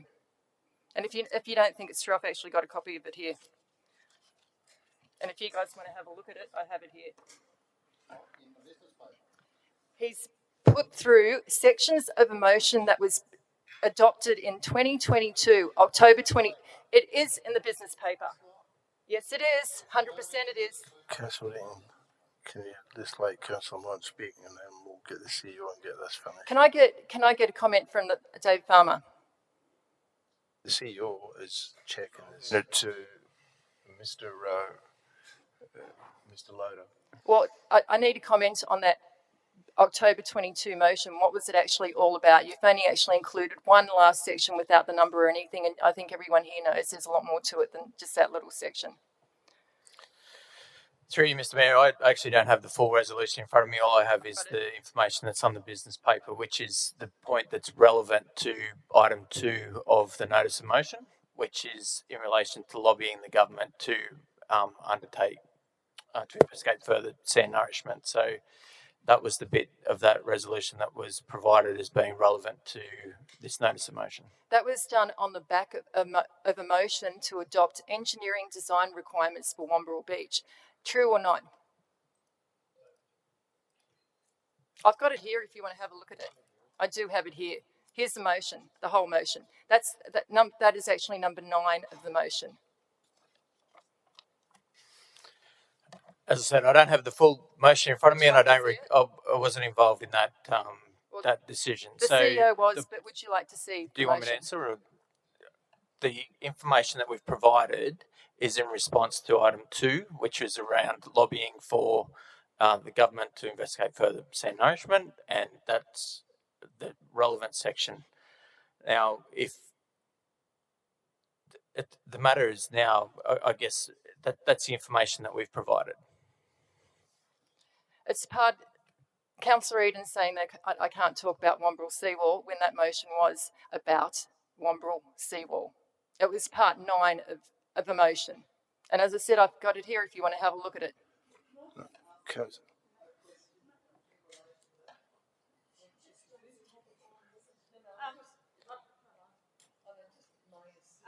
Well, I just wanted a quick point of clarification through you, Mr. Mayor, to I'm not sure to who, but just because we're struggling to look at definitions, I note that part 1 of Councillor Lamont's motion talks about prioritising offshore sand nourishment over beach armouring. Could I get some clarification about the term beach armouring, what that actually means? Do you want me to go to Councillor Lamont, or could one of the staff assist? I would suggest it's Councillor Lamont's notice, and she's made the reference to the beach armouring, so it would be best if she provides that explanation. Get that clarification, Mr. Mayor, please. Well, as I said, Councillor Lamont's motion, I think we can all place our own connotations of what it means, but it's words that she's put forward. So what would be the connotation that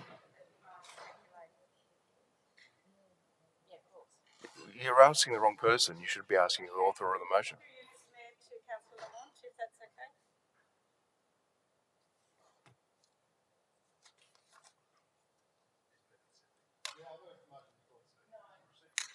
You can reject it. You don't need to accept his procedural motion.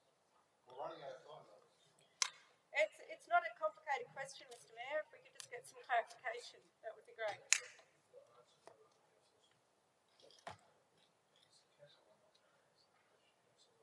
Are you going to answer the question of Councillor Smith? Councillor Lamont, are you asking me to answer it, or were you asking me to answer it? She asked you a question. Okay. So beach armouring is a seawall. Okay, that's basically what it is. And I'm surprised that no one here thinks it's any different. It is a seawall. And if anyone wants to dispute that, go for it. It is a seawall. So we are talking about a seawall. And guess what? The biggest seawall that we're looking at, 1.4 kilometres, is at Wamburrell. That's what we're talking about. Thank you. I just want. We've got a motion that the motion be put. I have just one question that may resolve this. Director Loader indicated that his advice was only in relation to part 2. Is that correct? The extract from the resolution of the October 2022 meeting was in relation to part 2 of the notice of motion. We addressed points 1, 3 and 4 earlier on in the CEO response. So the legal ramifications relate to just 2 or? No, to 1, 3 and 4. That's what it says.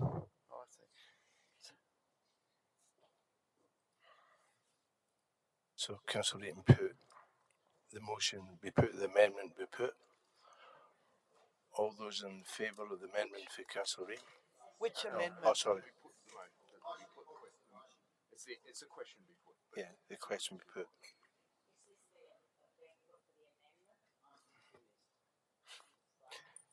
It's a procedural motion.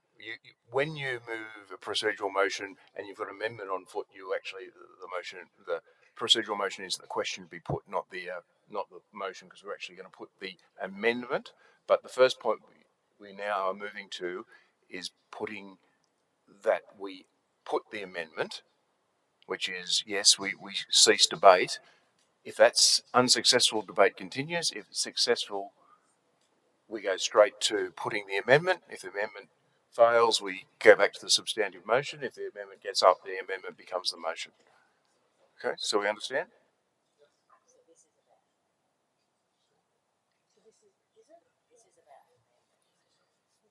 Has time expired?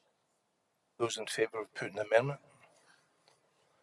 Councillor McKenna, Councillor Millen, Councillor Daniels, Councillor Eaton, Councillor Stanton, Councillor Wright, Councillor McQuaid. Those against? Councillor Castles, Councillor Crowley, Councillor Walsh, Councillor Neal, Councillor Smith, Councillor Lamont.